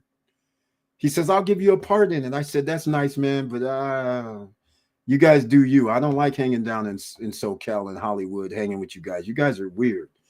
And so anyhow, that's my little thing. I don't mind coming to hang out, but I don't really want to be in the movies. And so he goes, all right, but I need some music. And I'm like, what do you mean you need music? He goes, yeah, all these guys, they want to charge me an arm and a leg for some music. And then I got to license it and do all this stuff. I said, hold on, man. I got some artists that got music that's going to be perfect for the Cleaver Family Reunion since it's going to be like a black cookout. I said, oh, I got somebody. I got Miss Sassy Carter. I said, I actually help her with some of the stuff that she does. And I actually have some of her music. All I got to do is call her up and see if it's authorized. He goes, yeah, I need like 10 or, well, not really. He said 2 tracks. I need like 2 tracks that I can use in a movie, I think. I said, well, I'm going to send you over 10 tracks. I said, but you're going to have to give her the rights. So she gets a check and you're going to have to get her a check. He goes, all right, give me your address. I'll send her a check and then I'll send over something so she gets royalties when I put it in the movie. So after we did I sent him over this 10, it's probably 10 songs, 10 to 15. He sends me back a thing and I says, I want these 2. All right. He emails me, say, I want these 2. I say, cool. You got to send the check here. And if it's going to be definitely in the movie, then you got to give her the credit for it. Right. He goes, all right. So now her music is in Cleaver Family Reunion. And she probably still gets checks because that movie's streaming right now. Although streaming doesn't pay that much, but she probably gets checks. So do I get checks? No, because I don't like taking any money out of somebody. I was just helping, just like what I do here. This is what I've been doing all my life. I've been at the right place at the right time, so I'm able to help people like here, you guys. All right. So anyhow, Cleaver Family Reunion. So that's how I meet H.M. Coakley. And now the Cleaver Family Reunion comes out. He calls me up and says, hey, we're having a red carpet in Atlanta. But this is years ago, right? That came out so long ago. Let's see. When did that come out? Came out. When was it? Doesn't even have the date on this one. It had to be 2015, something like that. So something like that. So anyhow, HM, I got to get in touch with him anyhow. Because I see he's got a 2019. Hold on a second.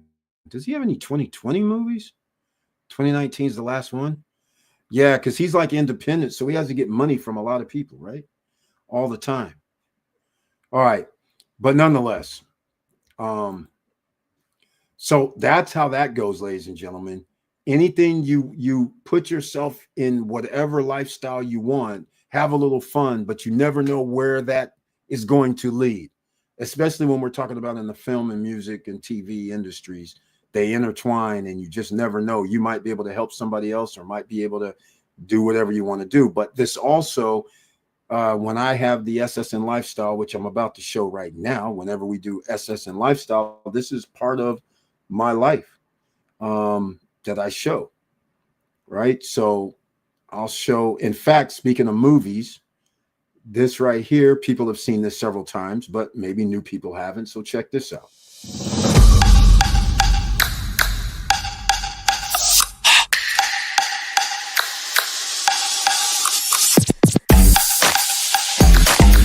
But it would have been so awesome. I was going to soar right through here like this. And whoops, I'm sorry. Vin Diesel, excuse me. My bad, my bad. Big fan though, Mr. Diesel. Excuse me. And then flying, and I'd be flying, and I'd land right. Where do I land? Oh, come on, come on.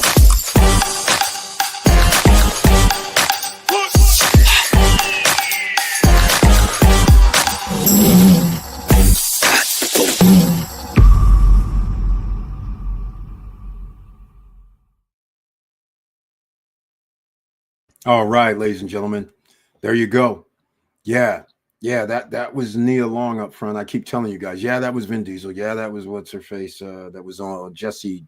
What was his name? Jesse James. I can't remember her name. But anyhow, yeah, that's all them. And yeah, they're sitting right there, and I was supposed to be sitting right to Nia Long, next to Nia Long, but I didn't realize these guys had their they had a show. All these guys did a show, so they were all sitting in the same row, because when they did their little, when she comes down and talks at the skit, they're talking about that movie, not movie, but TV show that they're all in. And so, yeah, I have to admit, I told the guys I need to sit next to Nia Long. Where's she at? And they're like, she's going to be sitting up front. I said, okay, I need to be over there, man. Let's go. Just letting you guys know. I was like, because I never met her, so I was like, I gotta sit next to her, I gotta be up there. And they're like, I'm sorry, man, this is the closest we can get.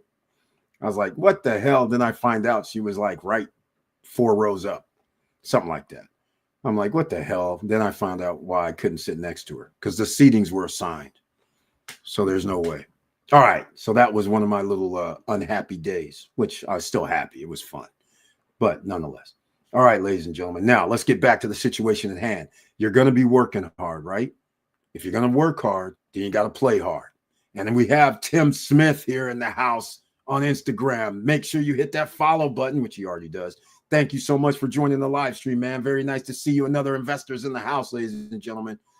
All right, so you know you're going to have to make more money. That is the key factor. You can't stay pat. It does not matter how much you make right now. All I want to do is instill in you a sense of urgency. The sense of urgency is you're going to have to make more money, and it's not what you think. So if you think I make, let's just say, $10,000 per month now, and you're like, oh my God, what's he talking about? Why do I need to make 15? Well, hopefully, if you saw the beginning of this video, 15 is going to be needed 3 years from now. Not now, but 3 years from now. You're going to need to make more money if you want the finer things in life.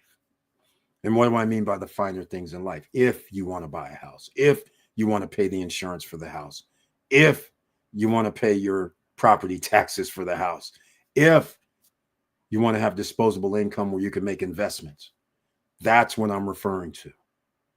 And you don't want to live paycheck to paycheck. That's what I'm referring to. The cost of living is going to rise. At least if these numbers for the tariffs are correct, you automatically have 20% more. So if you make 10,000 right now, it's going to cost you 12,000, another 20%. So now you need to make 12 or 12,000. You get the numbers? See why I'm saying this? See why I'm saying it, I hope. And if something crazy happens where somebody says 60% more, well, that has a trickle down effect. Because on certain products, it will cost 60% more. Are you really going to be prepared to make freaking $16,000 per month? See, this is what people forget when you start messing around with the ecosystem for the global economy. And then are you going to be prepared for the fallout from possibly losing your job? So are you going to be more than prepared if you lose your job, where you're going to have financial support coming in from other places, passive income? Brian P., Mr. Dividend, he makes thousands of dollars per month right now from dividends. Yes, he had to put in a hefty investment. But the $100,000, I would guess, is making him like $4,000 to $5,000 per month, because a lot of it is in yield max ETFs that are giving 50, 60, 70% return, distribution of money. The stock price is not relevant, but if you pick some of these TSLYs, AMZNs, some of those on the yield max ETFs portfolio, that those stock prices could almost stay level. But if it stays level and we can get the 60, 70% distribution out, my God, that's a lot of money. So if he makes $50,000, $40,000, how many people would be unhappy by putting $100,000 up and getting $40,000 a year? Who would be unhappy with that? I don't think anybody would be. And since you can reinvest every week or every month, you can actually make it's actually a percentage change every month because you're buying more shares. So so if we're going to do 40%, you could actually get like 43% if you just let it ride, reinvest itself, right? Or more. I haven't done the numbers, but you know what I'm trying to say, I hope. So if you set yourself up like that, which is what you need to do now, you can't delay. Because if something goes real wiggy, if there's healthcare disruption where you can't get covered, if there's a Medicare and you're older to get enough to get Medicare, or Social Security disability, and that's not covered any longer, what are you going to do? So you have to have a way to get passive income in, and the easiest way is to have dividend stocks, right? It's hard to invest in something and then say, okay, I'm going to wait and see what happens, like a startup. All right. Like we did. I invested in a startup that hasn't went so well. Instavid AI. It has not gone well. I invested in several startups. And then sadly, it seems like Oscar and those guys can't get the act together to make it happen right like it was supposed to. So that money is potentially lost. Now, it wasn't that much. It was only like $1,000, I believe it was, that I put in. So that's why I put in a very, very small amount. I didn't want to put in 10 grand or 15 or 20. Because if there's no reason to, when I know I could get 15% return on my money or more. And I keep saying that. ORC, Real Estate Investment Trust. Go see them. ARR, that's another real estate. I'm giving you Real Estate Investment Trust. All right. AGNC, you want 13, 14%. All right. Just go check those out. Hopefully that helps. PSEC, Prospect Capital. Go see them. You want to do high risk IEP?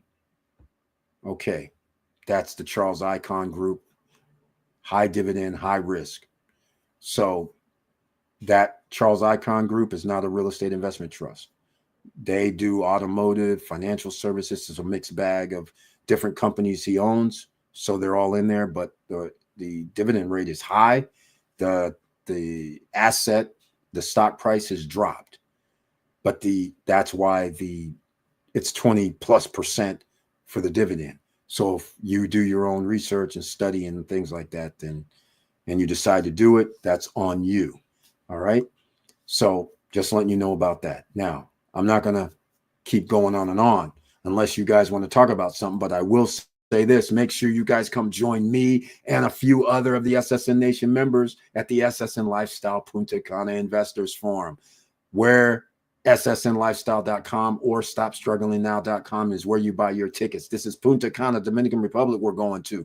You want to buy property with no credit, no qualifying, no barriers to entry? That's what we specialize in. You buy stocks, there's no qualifying, no barriers to entry. You buy real estate, normally you have to have a credit. You have to have a down payment. Now, down payment for pre-construction, yes, you need that, but you don't need credit. And it depends on your contract.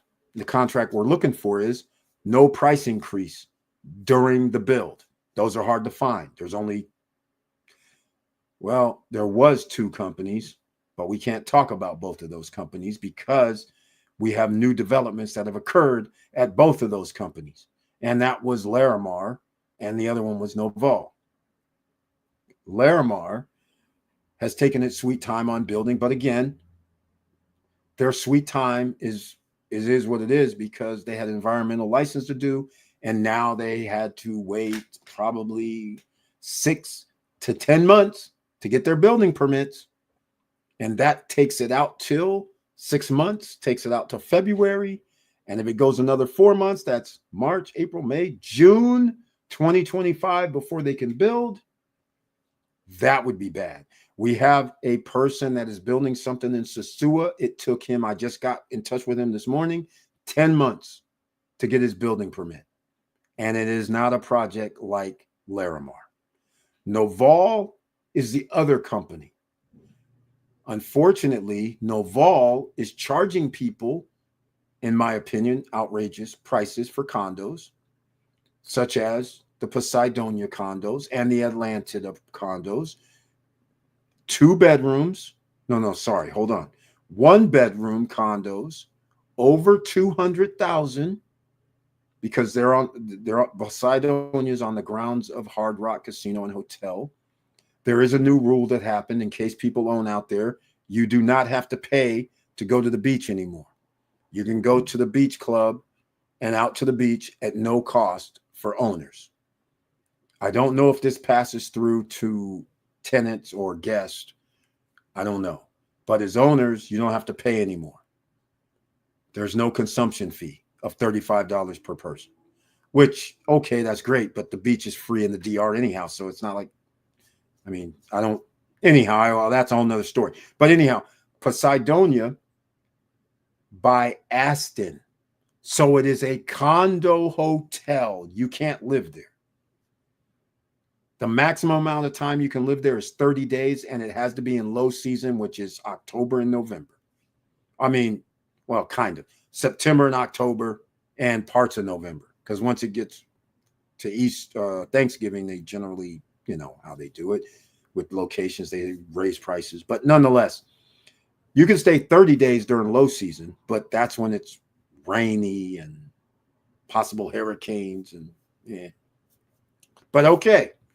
But if you want to stay during prime time, then the maximum amount of days you're going to be able to stay is like 15 days.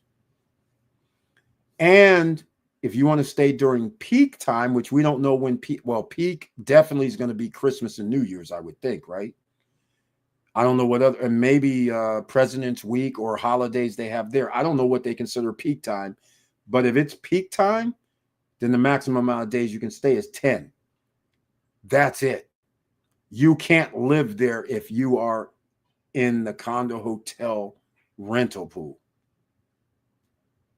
I don't even know if you can live there, period. But even if you can, it's a condo hotel situation. There's a lot of units are going to be in the condo hotel. So you're going to have a lot of guests coming all the time. All right. And there's going to be over 1,000 units. It's going to take 5, 6, 7 years to do 1,000 overall. First phase is not 1,000 units, but all I'm saying is they have like 4 different phases. You're going to get up to 1,000 units which is almost like a freaking big ass condo hotel complex if all of the units are going to be condo hotels. That's a huge complex for that. And they don't have that many amenities, in my opinion. A pool's running down the middle. Okay, great. Every place has a pool and the ocean is right here. I don't get excited when there's ocean nearby. Fitness room, everybody has that. And I didn't even see a mini mart or shopping, but they're going to make a mall next door, allegedly, that you can either go through Poseidonia or it's next door. They'll make a shopping area. But again, that's expenditure. That's not a amenity. Golf course, I have to pay, not amenity. But I live there. It's in Macau. It has a good address. But one bedroom's $230,000. That's a lot. Two bedrooms, $350,000, $360,000. That's a lot. Penthouse units, 500 G's. That's a lot. So I'm like, if you're an investor and you can't rent on your own, you have to go through the Aston rental pool. And if they take 50%, like most rental pools will cost you, how much do you have to make, and what does their occupancy rate have to be in order for you to make money? And do you really want to spend that type of money to figure it out later? It's only going to be a guess, right? So that's my only concern. I recommend anywhere from $0 to $250,000 is the budget. Because now these same people who have the condo hotels, you're going to have income coming in, right? Dominican Republic, just like all countries, are starting to try to tax people who make money. And their tax is no joke. If you make $16,500 a year or more, which everybody who's renting, you would hope that, right? You got to give up 25%. Yes, you heard me. 25%. It's in stone. They have a progressive tax schedule. If you make $0 to around $7,000, you owe no tax in the DR. Then the next break is at 15, and the next one's at 20. But 16.5, you would hope everybody that rents makes 16.5 every year or more. So you are giving up 25% of your income, a fourth. If you make $20,000 profit, you supposedly have to give up $5,000 to the government in taxes. Just letting you guys know, this is no joke. All right. It goes by the profit. Sure, you can take out your expenses all you want to, but imagine making $50,000 a year. And then somebody tells you, where's our 12.5? Okay. So you really don't make $50,000 a year. You're down to $37.5. If you've spent $500,000, you're in single digits, 6-7%. All right. So this is what we have to think about, right? When you're out here doing this. Nordic NAT. Eric, have you heard of? Yes, NAT. Yes, we used to talk about them 4 years ago during the pandemic. Why? Because they had to store the oil. And they were giving out dividends of like some ungodly 20-30% at the time. Yes, I know about Nordic. Yes. And there's another company as well. Why do you ask, Brian P? I'm not that anymore. Just so you guys know, because after the pandemic came out, there's no reason all the storage wasn't necessary. So there was no reason to hold it. Here you go. It's just been moving sideways. So yeah, it's at 13.29% right now, which is always good. I'm trying to think of the other name. I can't really remember the name. There was two of them we were talking about at the time. D starts with a D, I think. Let me see if they mention them. Bought by Philip James Wealth Management.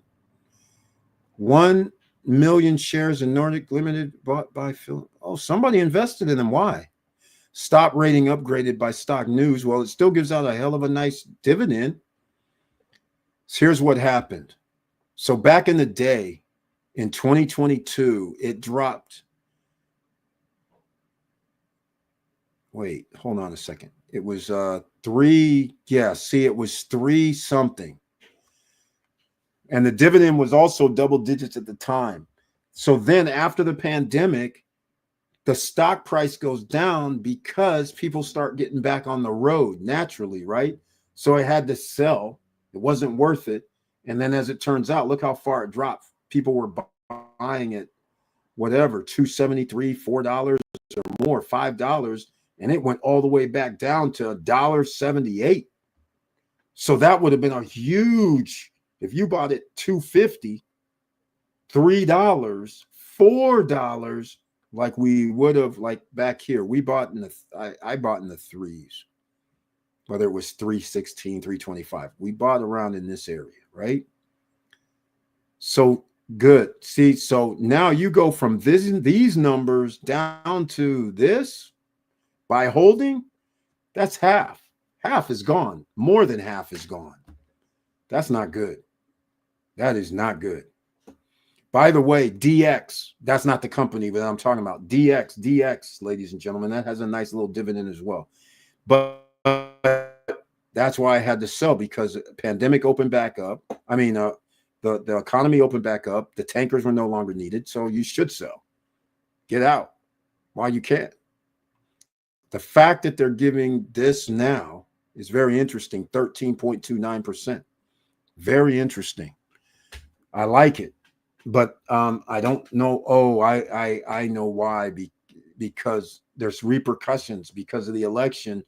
The Israeli military force said the people in North Gaza are not going to get their homes back. We knew this. We tried to tell people this is what Israel's trying to wipe them out. Like I told you guys on Wednesday, this is genocide. I have a question for everybody. Where are these people that are being displaced? Where are they supposed to go to? This is similar to when the Jews and the Hitler situation occurred. All the people that came back out of those camps and things like that, where were they supposed to go when their homes were already blown up? Same refugee situation is occurring, right? And some people are like, we don't want them here. I'm like, yeah, but look at what's happening. This is not necessary. This is not even necessary. All right. Brian P. Wow, that's crazy. Yep. I'm trying to think of the other company, man. Jeez. It started with the D, I think. Here we go. I'll just look it up. Tanker stocks. I'll tell you which one it is. Once I Google it and we see, okay. Nordic, Dorian, to K, Double Hull, the Scorpion, okay, it's none of these. What the heck? It's not Frontline. It's not Stealth Gas, International Overseas, SFL. Wait, these guys out of business? DHT. Okay, I knew it started with the D. It's DHT. All right. So let me go over here and look at DHT. They used to give out dividends back in the day. Let's see, 10.33%, and they had the same. Well, their trajectory is a little different. After 2021, theirs went up to $10.30 now and giving out 10.33. Should have held on to DHT because I had DHT at one time. That means their dividend back in 2021 was a lot higher when the stock price was only $5.95. So that, yeah, it was probably like 17. It was somewhere like that. It was crazy. It was like 17, just like Nordic. It was 17, 18% return at the time. If I'd have kept held in DHT, it's almost double the price, which is incredible.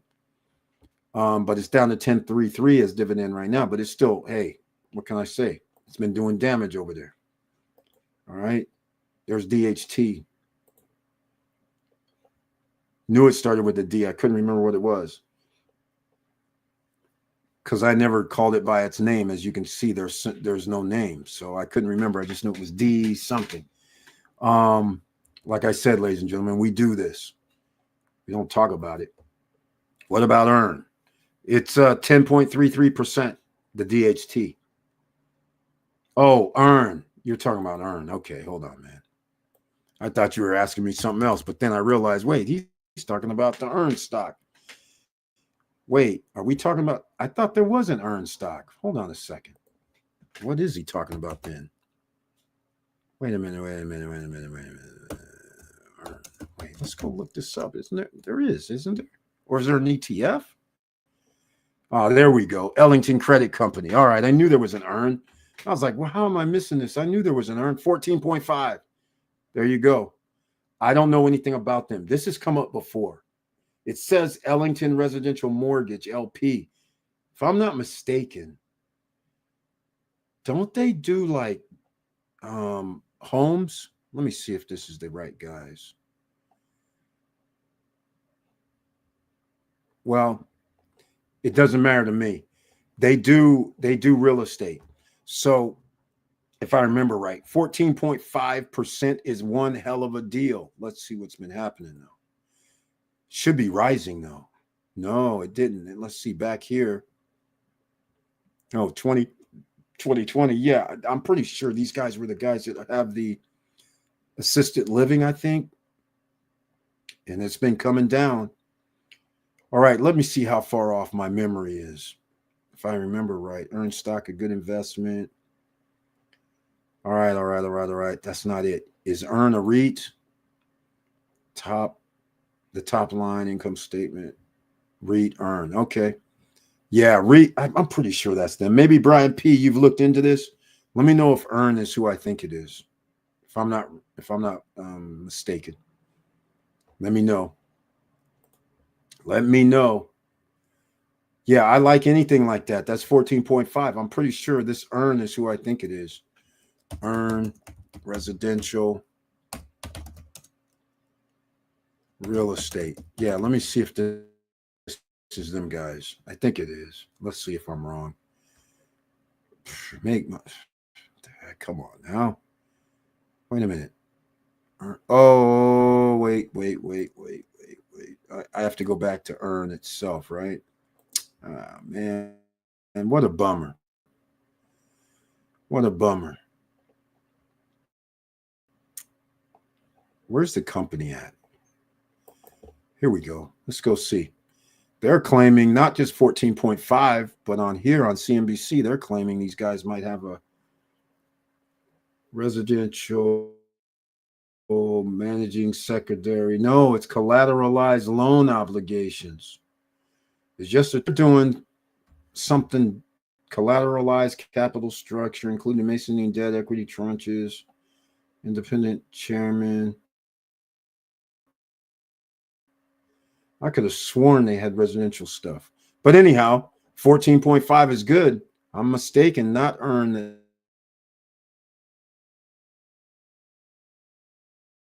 does that profile. They do collateralized offerings, which is fine. That's what you're supposed to do. That would sound like a REIT to me. Focused on acquiring, investing, managing secondary collateralized loan obligations, mezzanine debt, equity, transit company product, generate attractive risk. Okay. And why did you bring up EARN, man? I like 14.5 at this point. I don't see a problem. I don't see a problem at all. The only problem that we're going to see is what their stock price has been doing. Well, again, I don't see any problem with that either. Is right in the middle, and they're going to be able to refinance their debt. What about EARN? I'm not sure. Okay, good dividend. Yes, good dividend. It's collateralized.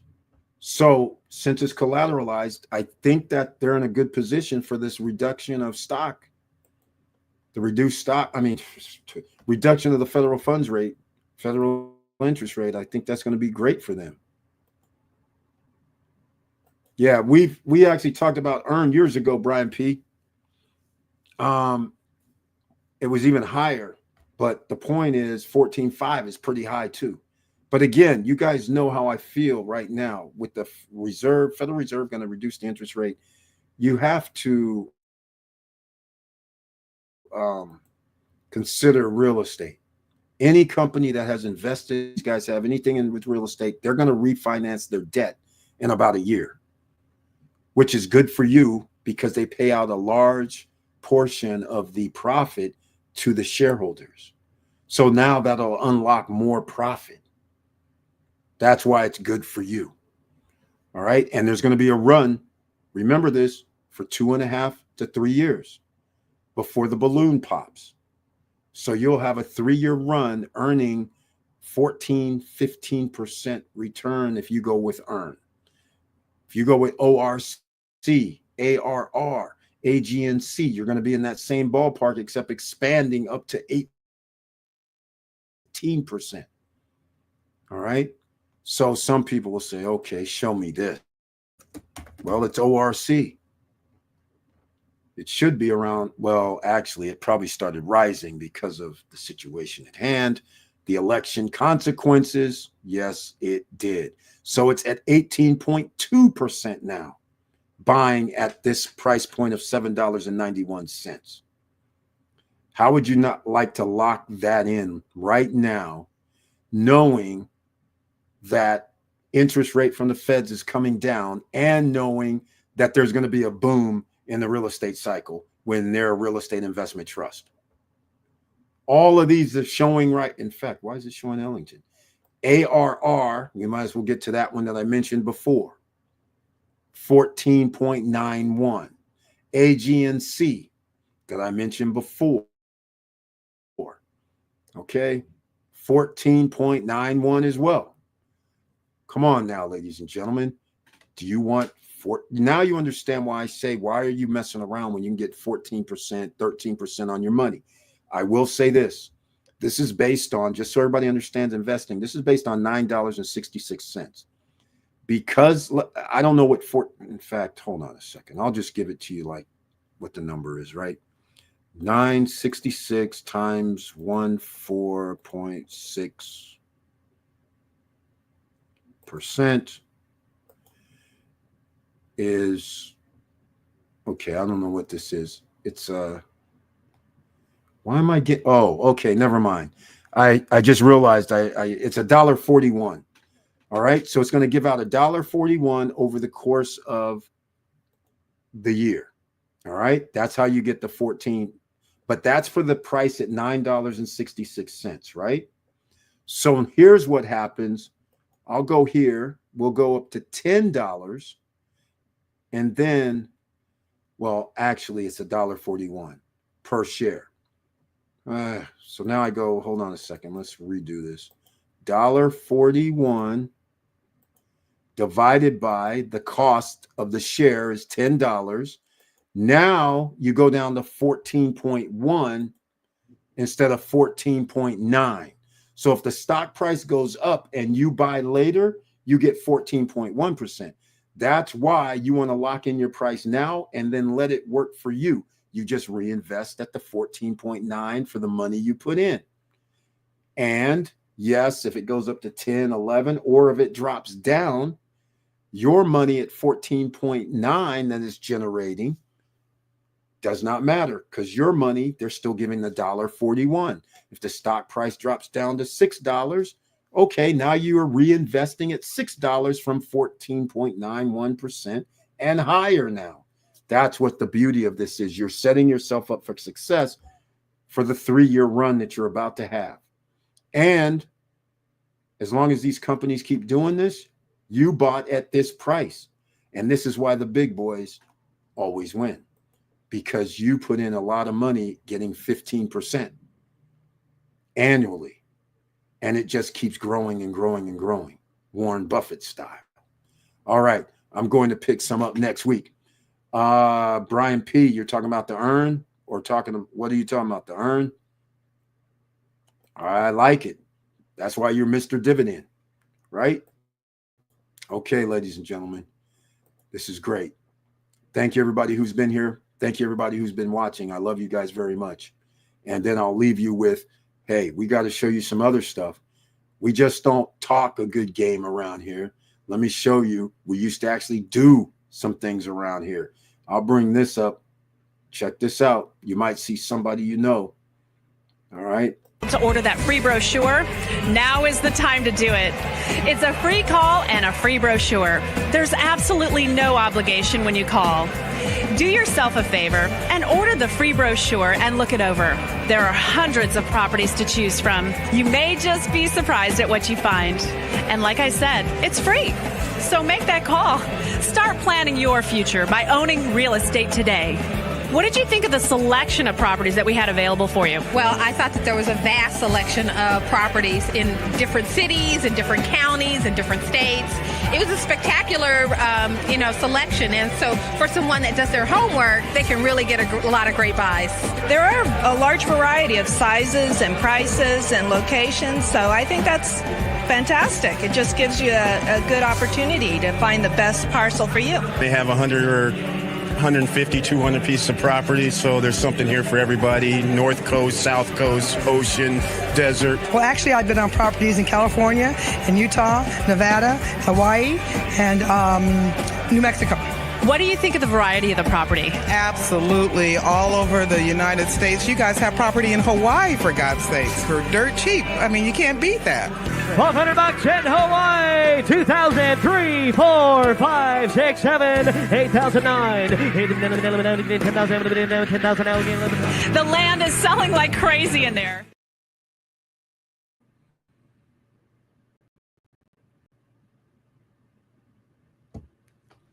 All right, ladies and gentlemen. Once again, yes, land. Been doing land stuff for a long time. That was the young gun getting a little interview action going on because I bought at landauction.com. They no longer exist. But you want to get no qualifying, no credit check, no barriers to entry, discount lots. The discount lots, from what I can see, are the properties, similar properties that they used to have. Why is this important? Well, because it's no credit check, no qualifying, because you can actually do lending. They do lending through discount lots. People carry the paper. So it's pretty cool. What are you going to do with vacant land? You better have a plan. Do not just buy vacant land and say, I'm going to sit on it. You have taxes every year that you have to pay. If you have water and sewer and garbage in the neighborhood, you're going to have to pay that as well. All right. So that's the reason why before you buy land, you need to have a plan. You need to have ways that you're going to have the revenue.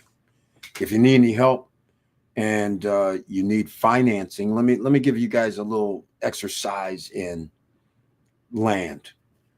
If you were able to go out, look at the land, and you can determine that the land has more value or is worth more than what the person says, which is unlikely. But the point I'm trying to make is, let's just say the land you're buying is, I'll have to use a real number for you guys, $100,000. All right. And you say, I want to build something on there. But if you build something on there, you're just going to build a small little place. And it's going to be like a tiny home, or let's say, and you want to build something small and it's just like for a 1 or 2 bedroom place for like a weekend getaway or something of this nature. And you can build that for like, let's just say 50 grand, 75 grand, right? Because it's not that much square footage. It might only be 500 square feet or something like that, right? 600 square feet, whatever the case may be. You can actually, if it's titled to you, because it might go through a title agency, even though you have a loan on there still, if you get it free and clear, which is another issue altogether, you have to get it free and clear. But once you have land and it's free and clear, you can use that as collateral to get a construction loan. All right. So keep those things in mind as opportunities opportunities come along, because sometimes you can find land that is hella cheap. You can find that it's water, sewer, and electricity comes up to the lot or the land, and then somebody's selling it for $5,000. Or you might find situations in rural areas where water, sewer, electricity comes up to the land, no sewer. So then you need a $25,000 septic system. Is it worth the risk for $25,000 septic system if the land is actually worth maybe a 75 to 100,000 and it's free and clear? How do you get land to be that? Well, you have to know where things are built. So you're going to go buy the land at $5,000, $3,000, $4,000, $5,000, $6,000, have a monthly payment, but you've already studied the city and you know the city's going to have manufacturing out here and jobs like a mile away. What does that mean? The city says it's going to start doing stuff in a year, 2 years. You lock in buying this thing for cheap. In 3 years, when they start building and maybe finishing it, all of a sudden people want to live in the neighborhood. The lot goes up to $100,000, $125,000. And that's when you magically have equity where you can get construction loan. And what do I mean by that? Because now it goes by, I get a construction loan, and it could be for $50,000, $60,000, $70,000. It could be for more. You know why? Because I have plans. And I'm saying I'm going to build a house that's going to be worth $500,000 on this land. Construction loan guy might say, okay, I'll give you $200,000. Now you build it for $200,000. Then you can resell it on the open market for $500 minimum, right? You can either live there like you want, or then you translate the construction loan into a conventional loan because you have equity. Remember that the house is worth $5,000. So that'll be easy. Refinance best if you got the right mortgage lenders. But nonetheless, now you have choices. Rent it, live there, sell it. And you'll take the equity, especially in a rising home price market, right? We'll call it that. So I just walked you guys through why land sometimes you can find. And just so you know, this is the type of stuff I used to do a long time ago. All right. Like I said, there's one that got away that I wish I could have gotten, which will be another story I've told before, was in Clear Lake, California. We had Canocti Harbor and Casino there, where they would have these old bands that would come play by the lake. The lake is huge, and there'd be some big time artists. And I had land in a golf community, and I also had lake view. So my land went up to something I bought for $3,000 at land auction, goes up to $100,000. The house that I was going to put on my lot was going to be worth $1 million. So the construction loan guys, Brad Evans in Cali, Northern Cali, they do loans, no qualifying, no credit checks, because it's based on the value of the land. They can give me a construction loan based on what I'm building. So yeah, I have to submit everything to them. Now I have to go find the builder. Builder says, yep, cosigns. The building department preliminaries, I send them stuff that I want to do to the house before we do anything. I give them a sketch, I sketch it. Literally, I wish I had those sketches. You guys would trip, but it's a sketch, right? I drove, walls, just written walls, where it's going to be. And I wanted to change the garage. Why did I want to change the garage? Because most garages are 20 by 24. And the house, the way it sits, had lake view. So I'm like, wait a minute. If we come off of the road and we come back 25, 30 feet, because there's an easement of 10 feet up front anyhow. So you can't even build at the 10-foot level. So at 10 feet in, I said, instead of just having an open lawn and a driveway into the back of the garage, I said, forget that. Will you guys let me have a single garage starting out that goes back like 35 feet, that covers the side of, goes under to the side of the house, right? And they go, well, we don't do that. I said, I know, but I want to go 35 feet back, but at about the 20-foot mark, I want to expand to a double car garage. So another garage will be here. And you know why I did this? Since we have a lake view from there, I have above the garage, you guys know what it is, a terrace space that's a runway, 35 feet by 15 feet wide, a runway, barbecue, anything you want up there for 35 feet. So you got another living space. But the reason why the 35 feet is because the guys that play in the band, the limos, can come in because they're hidden, right?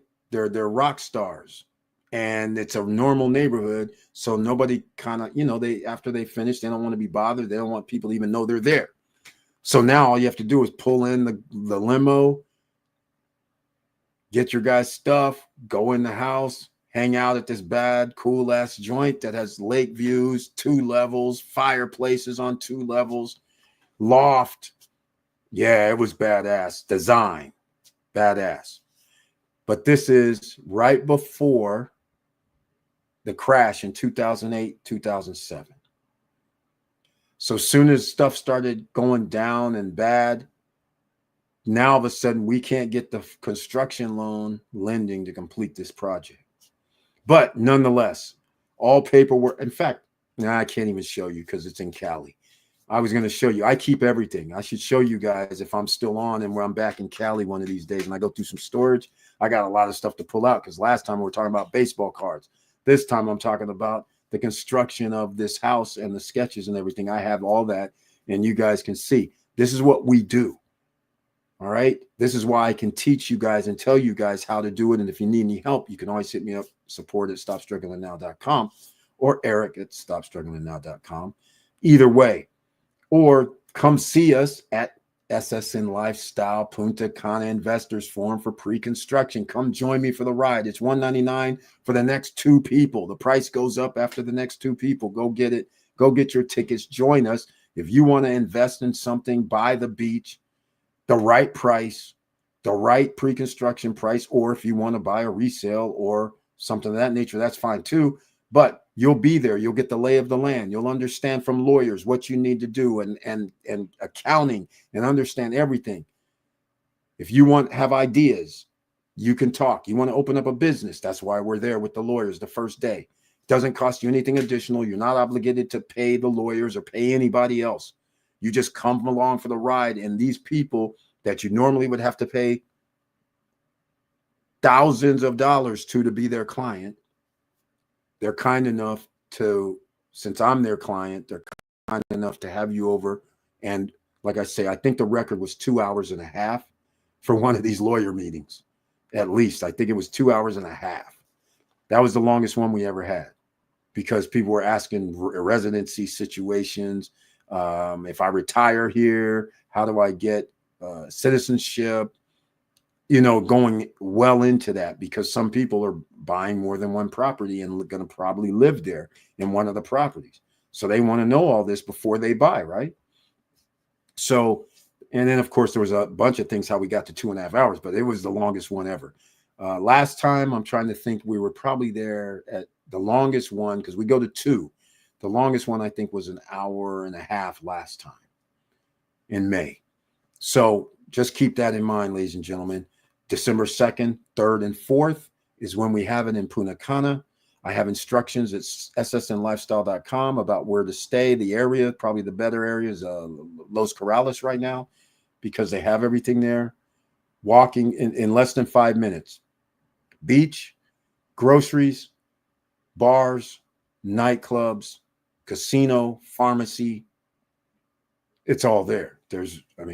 Wash house if the place you're staying in doesn't have washer and dryer. The wash houses, the exchange center, everything's there. So there's no reason right now because downtown's not built. Vista Cana is okay, but if you need to get food or something, you got to come off the reservation. That's like the best area to stay right now, in my opinion. It's been built for tourism for the last 20 years. So, of course. And if you do Airbnb, they're relatively inexpensive during this time of year. So that helps out all the way around. Airfare is a different story. They started increasing prices even with the Open Skies Agreement. It makes no sense. I don't get it, but okay, fine. I just need some more money because all I know is there is profit to be made if you did the old school charters, like in a big city, like you're in Atlanta, and you say, oh, it's going to be $199 you don't have to go every day. Every, let's call it Friday, Thursday. I can't remember how they used to do out of Oakland down to Mexico, but let's just say Tuesday, Friday, something along those lines. So then you come back on Tuesdays and Fridays, something along those lines. You don't have to go every day when you're a small charter service, but you'll have a full flight because people are going to be like, hell yeah, $199 round trip. This is awesome. And then you got meals, snack, food that you charge for these days. So now you make extra revenue. So it's beautiful, but I don't see that too often, which is weird. I wonder if that's a no-go zone these days. But hey, there's all kind of business opportunities out here, ladies and gentlemen, especially since prices start rising. And since you're quick and nimble and have ideas, you can undercut corporations because they can't move that fast. This is why streaming has occurred, because once streaming started, all of a sudden these movie companies and they said, well, wait a minute, we have a catalog of thousands of movies that we've made for the last 75 to 100 years. Why are we licensing this stuff when we can actually have our own channel and charge people $4 or $5 or $6 or $10 a month for our own stuff? I'm like, exactly. Exactly. And now you get millions of people instead of giving the licensing and taking a little fees out. Forget that. Why don't we just call it our own? And that's why we have the rise of how we're making it. Brian P., I asked the movie guys about the rights to movies. All right. Because like I said, they're in Vegas right now. This morning, I said, oh man, good timing. You hit me up because I was meant to call you guys about this. They're at AFM in Las Vegas right now for a conference. But nonetheless, since they were texting, I said, hey man, where would you tell somebody to go look for the rights for movies? Guess what he said? Rights trade. I said, I know. I told him that, but I said, because one guy's a director for the last 30 years in Hollywood, Jeffrey, and Ace writes, and he's been doing it for like 10 to 15. And so I was like, I said, okay, that's good. That's what I said, rights trade. But then I said, yeah, but I told him also maybe contact the studios. And that's when he's like, sends me like an emoji. I said, yeah, man, cut shortcuts. I said, I would have to do something else, agents and that. But he said rights trade. And I said, well, I said that too, but what other? Is there any other? Because I was like, I don't know of any other straight out the box. I said, the only thing you can do is try to, go through, look online and go through some auction houses for the rights to some stuff. But other than that, he said the same thing. So even the guys that are, been shooting a movie over the last year, And they're sitting at AFM right now in Vegas. They're the ones saying the same thing. Rights trade.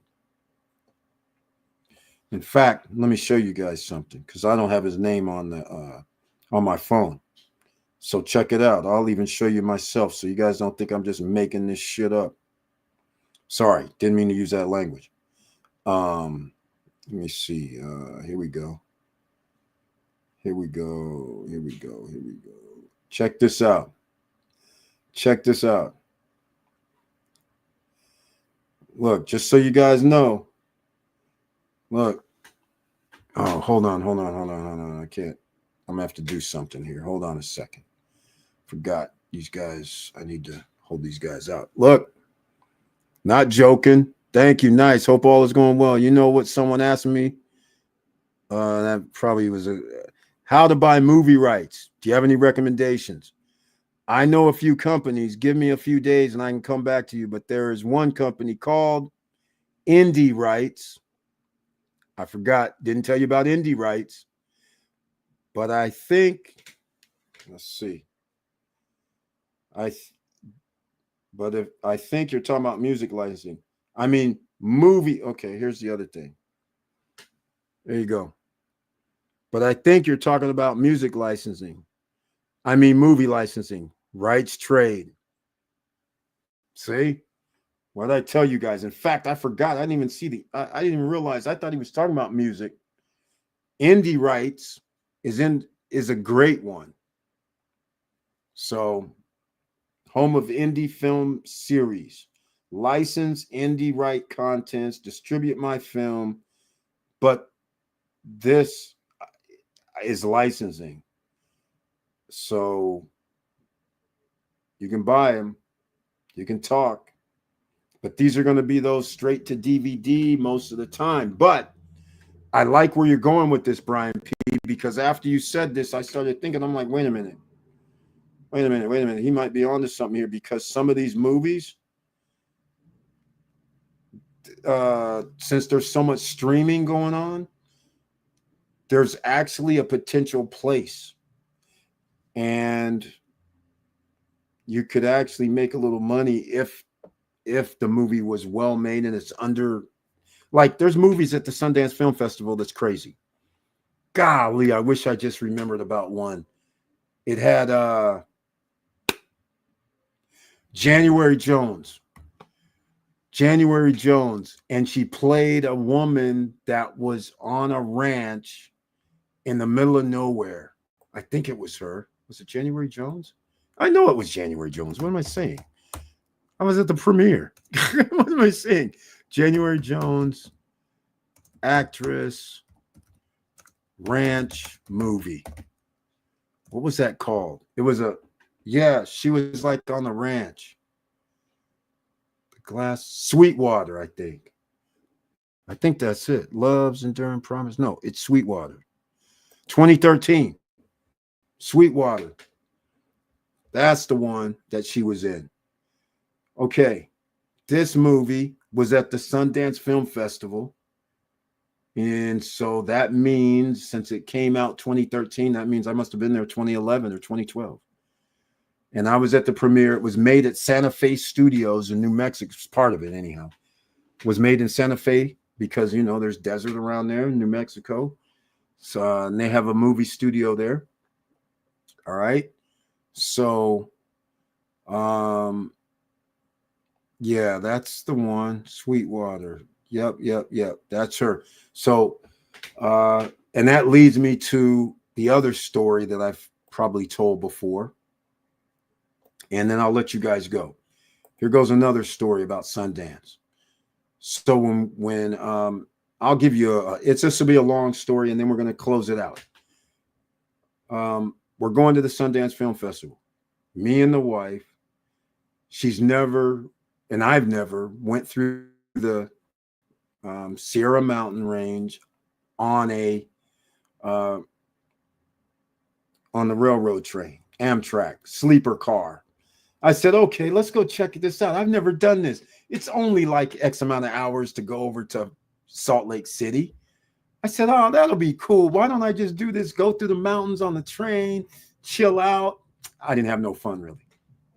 But the wife enjoyed it, had a little fun overnight. We get there and we're at Salt Lake City. I have the shuttle guys take us up, drop me off. You guys already know where I stay. I stay at Miners Club. All right. That's where I always stay if I'm at Sundance. You guys can always find me. That's where I always stay. All right. So anyhow, we get dropped off. And now I'm at Miners Club, and it's in the canyons in Park City. It's not near downtown. You need a shuttle or a car. Well, it's snow. I'm not driving in snow. So now there's supposed to be a shuttle at the Miners Club. But Raintree says, oh, no more shuttle. I'm like, what the? Okay, fine.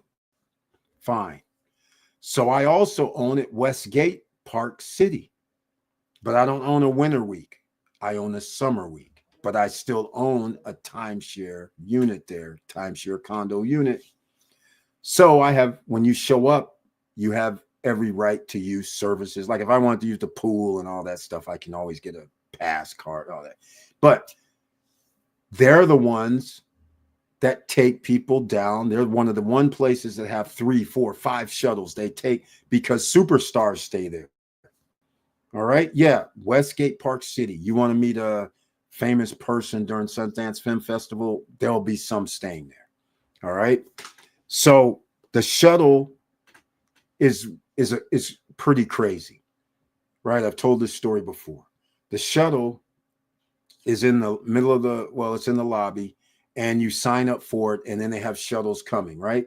So since I'm staying at Miners Club, I just go out to the gondola, ride up to the gondola, and then walk over to Westgate Park City. And I go talk to the guys at the desk. And I say, hey, man, I need to get down to Park City. I'm an owner here at Westgate Park City, but I'm staying at Miners Club right now. And can you guys come over and get me? And me and the wife. And I said, I might have somebody else that's going to come with me too. I'm sure that would like to get a ride too. And he's like, yeah, no problem. And so he gives me a time. And at that particular time was the first time that we went. But we're there already. We're dressed. And so I'm like, well, forget that. We're here. We're cool. We might as well just go down, me and the wife. So we're going down in the shuttle, and I'm sitting in the front. And as we're going down, I just say in the shuttle, I say, hey, this is the first time we come up here to the Sundance Film Festival. And I heard there's some parties up here. Does anybody have any tickets to any parties that's in this van? And so the van is like silent. Nobody says no. Nobody says yes. So I would say after about 15 to 30 seconds, all of a sudden, there's a hand that comes across my shoulder and has tickets in his hand going like this. And I'm like, right on, man. Thank you a lot. I appreciate it. This is awesome. He goes, yeah, man. We have our party on Main Street at such and such, I think 8 o'clock at night. And I'm with Santa Fe Studios. And my name is Mark. So we'd love to have you if you want to come down. So naturally, that's cool. So we dilly-dally, go all over the place. It gets a little bit like close to 8:15. So now we show up. Mark's there. He's like, man, I didn't even really think you were going to come. I'm like, hey, man, I was the one asking. The least I can do is show up. So we show up, and it's all you can eat. They have hors d'oeuvres, they have food. And that's when some of the actors that are at Sundance Film Festival, they're at this party because they're in the movies that were shot at Santa Fe Studios, who's actually hosting the party. So now I'm at the party, and he says, oh, man, you know what happened? He's like, the musician who was supposed to come up got snowed in because it did snow. And he goes, but he's in Vegas and he couldn't get here in time for the party to start. I'm like, oh man, sorry to hear that, but is he coming? So it gets to be like probably 8:45, 9 o'clock. So the guy's late by an hour or so, but he shows up. And so then I meet up with Mark again while we're there. And he's like, yeah, this is this guy. I wish I could remember his name. I have his DVD. I always kept it just so I can't remember his CD rather. Plays guitar, jazz guy. And so he says, so now he's talking to me and he's like, yeah, man. And they're talking. And he's like, oh man, I'm staying at Westgate Park City. And Westgate Park City, 2 bedrooms, sleep, I think it was 8. And he goes, yeah, man, but I got, my place is full. And unfortunately, when you said you got stranded, I allowed another person to take your spot that we had from the studio. So that alleviated that situation. So I thought you weren't coming tonight. So then I said, oh, hey, man, don't worry. I'm staying at Miners Club, except this time when I'm staying at Miners Club, I have a 3-bedroom. And my 3-bedroom is actually 2 bedrooms and another unit, but it's a lock off if you want to close the one side. So that side has its own stuff, like mini kitchen and everything like that, or you can come across. And so this place is, like I said, this one's like 2,000 square feet, 2,300. It's huge. So it's only me and the wife though. So I tell him, hey man, you can come stay at our place. And he's like, what? I said, yeah, I'm staying in the canyons too, but I'm not staying where they're staying. I'm staying at, and I like, a cooler spot. He's like, what? I said, yeah, man. And by the way, I'm going to be here for like, it had to be a Wednesday. I'm pretty sure it was a Wednesday. I said, I'm going to be here for like a whole nother until Monday, Tuesday or something. So you can stay in the other room as long as you want. So I said, in fact, I always keep 2 keys. I said, here's a key, man. Because I keep keys separate because of separate entrances. I had 2 separate keys. So I said, this will be the entrance to your room. And he's like, what? I said, yeah, man, I got like this little lock off thing going. So it'll open the door to your room. And then you come out the door that goes to a hallway that comes across, that comes into the 2-bedroom section. And he's like, really? I said, yeah, but it don't matter. I'm not going to lock it off. So me casa, su casa. So he's like, I don't believe this. He goes, how much am I going to have to owe you or pay you? I said, nothing, man. Mark let me in this party thing and I met him and he seems pretty cool. So you can just stay with me and the wife. No big deal. Come and go as you please. I mean, it's a pretty big place. So he comes, he hangs out only for like maybe 2 days, if that. I don't remember. It was 2 or 3 days because, like I said, we weren't real like friends. He's there. He's hanging out. He can do some stuff. He can actually go do and perform. So I don't know what he's doing, but I see him occasionally one of the days and the second day. I think he only stayed there like 2 days. So after that, that's when Mark, while we're there, Mark hits me up and he says, hey, man, we got a movie premiere at this theater. I can't remember the theater near downtown. It's not exactly downtown, but it's near downtown. And it's this Sweetwater thing. And I said, what? Sweetwater? Okay, cool. He goes, yeah, January Jones is in there. And by the way, here's your tickets. He goes, I go, aren't you coming in? Because he was outside as I'm walking up. And he says, aren't you? I was like, what are you doing, man? Aren't you coming? He goes, no. But these are right behind the actors. So January Jones was sitting directly in front of us. And so then they, and then I have the Santa Fe stuff on. And then they realized, oh, I must be with the Santa Fe crew. So then they're turning around like, hey, how you guys doing? Talking this, that, and the other. And they get up there and they get some awards, actually, and get on stage and talk about the movie. And then they show the premiere. So I watched Sweetwater. It was probably 2011. if that, maybe 2012, but it was probably somewhere either 2011, January 2011 or January 2012, because it came out 2013. So so that's where hanging out with January Jones there, saw her at the other thing, and there's some other place I met her too, but I can't remember. But nonetheless, so Mark and those guys were cool as hell with Santa Fe Studios. So that's how the previous part of the story is when I was telling you we were in Santa Fe, New Mexico at the studio where they were shooting 1 Million Ways to Die in the Wild Wild West. That was the name of it, with Justin Bieber and the comedian dude. They were in it. And that's when I showed up. And also the guy, the space guy, I'll give you the two stories. So I'm in the place.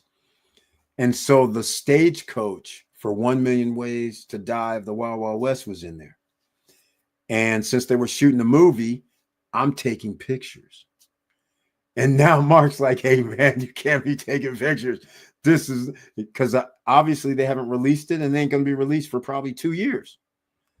So I can't take pictures in this place at the studios. We're talking about Santa Fe, New Mexico studios. And so what's his name? The guy that does the science, and he used to have a TV show. But anyhow, I'll give you the fallacies like I'm a little goober, right? We're walking in there, walking around, and we go into the studio that they're shooting for the science guy. He's a black guy. I can't remember his name, but he's standing on stage and they're doing a green screen. And as we're coming through and they're shooting live, my phone goes, ding. I was like, oh, I was like, sorry, man, cut. I'm like, oh, man, I messed it up. But yeah, and then I go out back. So he starts showing me around the studio, you know? So I'm like, oh, this is cool. Let me go check out the studio. Yeah, this is cool. I go out back, and lo and behold, what do I see? I start seeing Hertz. You know, Hertz car sign. It says Hertz, yellow, black. That's what their sign used to be. I don't know if it's still the same, but it was yellow and black. And I start seeing Hertz everywhere. So I'm walking out back and I don't see anything. So I start saying, hey, man, where's the cars? Because I'm thinking there's cars because of Hertz. That's when I find out Hertz does lights for the movies. And I'm like, what do you mean Hertz does lights? He goes, yeah, Hertz does lights for all the movie studios. They're in the lighting business. He's like, yeah, they're in the lighting business. And so that's when I learned Hertz is in the lighting business. So the lights that you see are oftentimes is a Hertz company. I couldn't believe it. So that part of this long journey story, it's long, because when we left, how do we get to Santa Fe Studios? Is because we left the Sundance Film Festival.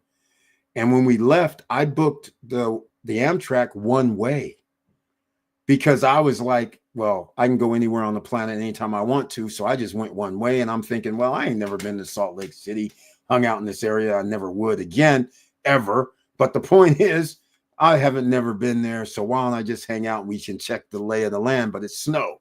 So I'm not really conducive. But now we're getting ready to go back. And since I got one way, Amtrak said something like, now I came over and I booked it like 3 or 4 days before I came over. And it was $99 per person, right? I'm getting ready to go back. And now all of a sudden Amtrak tells me it's like $200 a person or something. I was like, $400? I said, I can fly round trip somewhere out of the Salt Lake airport for less and go to Mexico and get warm. And then I'm like, okay, forget that. So what do? I look at look at flights, and I find out of Denver, they have a new airlines called Frontier Airlines. Frontier Airlines will take me and the wife to Atlanta. Well, I haven't visited my parents in a while. So I'm like, you know what? Hey, why don't we go visit my parents in the ATL? She's like, really? I said, yeah, why not? It's $75 a person. So why don't we just go? She's like, are you kidding me right now? We're not going back home. I said, no, let's just go. So we go to Georgia, hang out with my parents, $75 one way per person, $150. We're in the ATL. So I'm hanging out with the parents, and a week goes by. Another week goes by. Now we have grandma's house in Florida. We get in the I drive my dad's. My dad has like 4 or 5 cars. So he says, take this Oldsmobile, just take it down to Florida. Okay, because I'm gonna probably do a restaurant business or something. I'm gonna do some business in Florida, but let's go down to grandma's house. I haven't went down to grandma. I haven't been down to Florida. Let's go hang out. It's nice and warm. It just came out the freeze zone. So go down there, hang out down there 2-3 weeks. So altogether, about a month and a half, I'm hanging out in Georgia and Florida. So now I'm in Florida. And so I tell Dad, because I have all our stuff, because remember, we have our bags packed just from the trip to Sundance. So that's still luggage. So we just bring our luggage with us. So now I'm in Florida. I call up my dad. I said, Dad, I'm coming. I'm bringing your car back. I'm going to be going back to Cali. He says, what do you mean you're bringing the car back? Why don't you just keep it? I was like, what? Keep it? He's like, just keep it. I said, oh, you got to be kidding me now.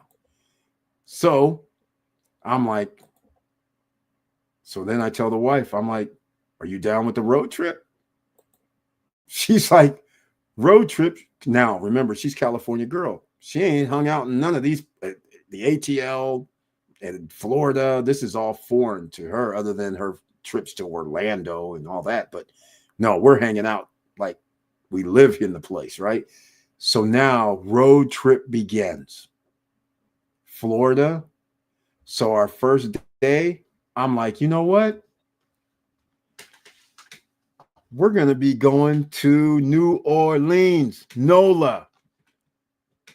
So we go to Florida. From Florida, our first drive all day into the evening, get to NOLA, New Orleans.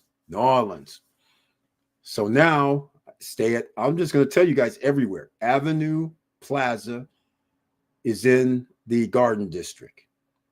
Right next door was Mr. John's Steakhouse. I don't know if it's still called Mr. John's Steakhouse.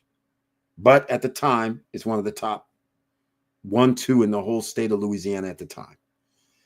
So we get there, and I'm like, this is awesome place. This is pretty cool. Okay.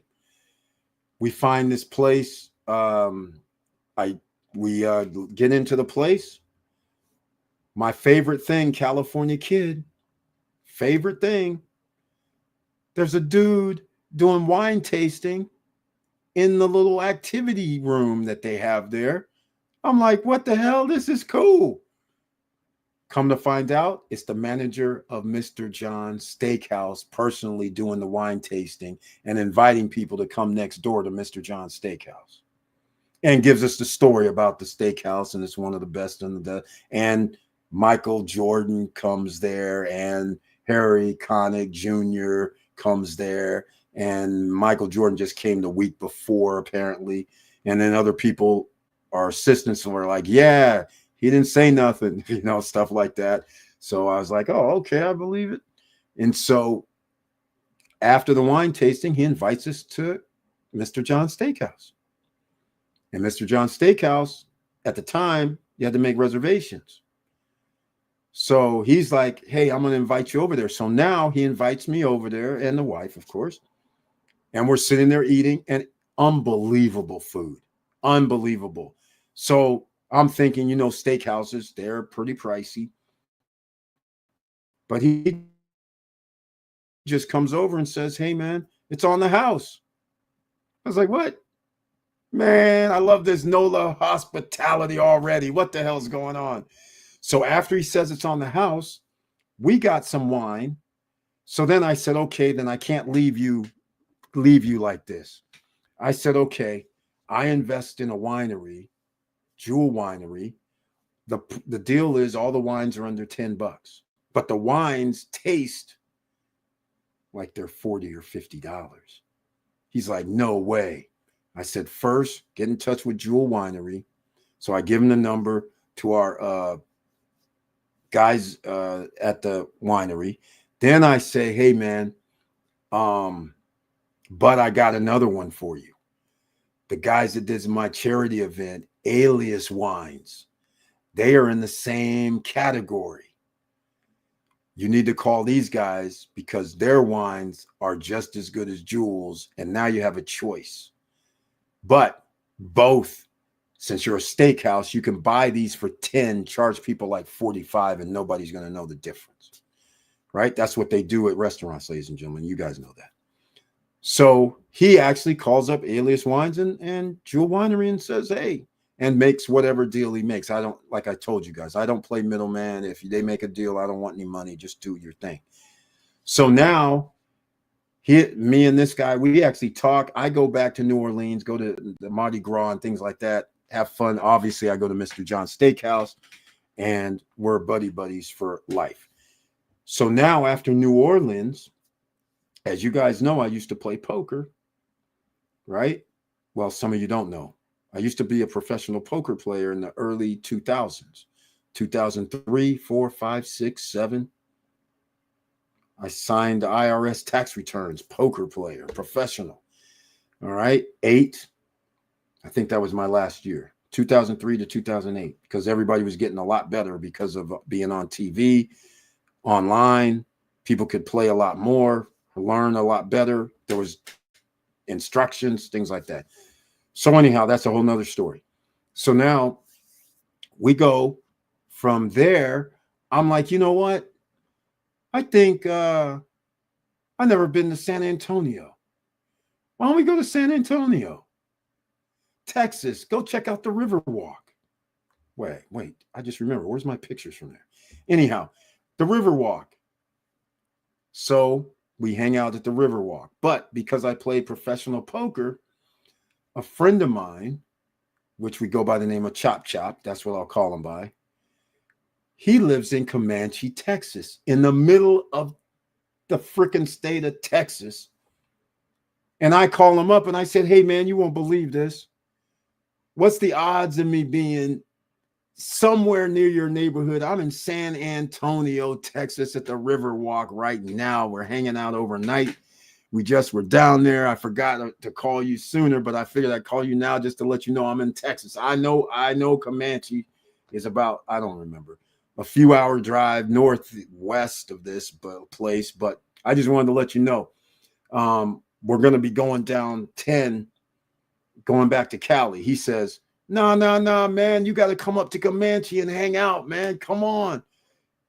What's the odds of you being here? I said, yeah, that's what I'm saying. But all right, if it's all good. And since he was still playing professional poker himself, he's hanging out. So it was all good. So we go up to Comanche, Texas. And it's, nice. We're hanging out. He's like, oh, man, you could stay here a month if you want. I'm like, come on, man. I don't have to work or do anything. I can hang out. He's like, right on. Fine. 4 days I'm there. Me and the wife there 4 days. You know what happens? All of a sudden, I have pain in my tooth. I'm like, oh my God, what the hell happened? Unbelievable, right?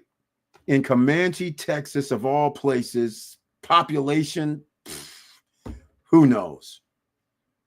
10,000? I don't know. It ain't that big. So I'm thinking, oh, man, I got to leave. This is painful. This is bad. And so he goes, no. Just go down to the dentist. There's like 1 or 2 in town. Go down there and see him, and he'll pull your tooth or do whatever he's got to do. And so his wife, Kathy, calls up, says, hey, I'm available right now. I'm like, oh, thank God. I go down. He says, oh, no, you have an infection. You need this taken out and you need antibiotics like yesterday. I'm like, what? How long do I have to stay? He goes, no. You got to stay like another 5 days. Got to make sure it's all clear. I can't pull your tooth out. I'm like, oh my God. So I call up Chop and I say, hey, man, he's saying I got to stay another 5 days if I do this. He's like, no problem, man. You can stay a month like I told you. I'm like, okay. So stay there, get the infection down. I go in. I ask the guy, hey, man, how much is this going to cost me? Unbelievably, he says, it's going to be $50. I said, $50 with insurance or what? No, just pay cash, $50. Wait, to pull my tooth out and sew up my gums, $50? He goes, that's it. And even for when I came and got the first, he goes, $50. I was like, okay, you don't have to say it 5 times, $50. I'm out. So now I'm there. We're probably there 2 to 3 weeks. Now in Comanche, Texas, next door. Oh, I wish I could remember the city that's next door. They have the best pie, peach cobbler in all of Texas. Yes, I wish I could remember the name of the place. The city that's next door to Comanche, Texas. I can't remember the name of it. The best peach cobbler in all of Texas. And they're world famous, come to find out. I said, oh, come on. I know peach cobbler. No. Don't play with me. And sure enough, when we went there and I tasted it, I could not believe it. In fact, I should give them a shout out too. Best peach cobbler I'll put Comanche because it's next door. It's the city that's next door. So maybe they'll put it in there. The best peach cobbler near. I don't remember it being called.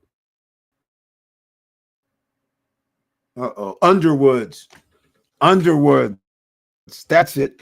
Underwood, ladies and gentlemen. I think that's the one. I think it's Underwood. I'm pretty sure it's Underwood. Underwood's peach cobbler, the best in all of Texas. All right. That's in a place called, hold on, let me give them their name. Yeah,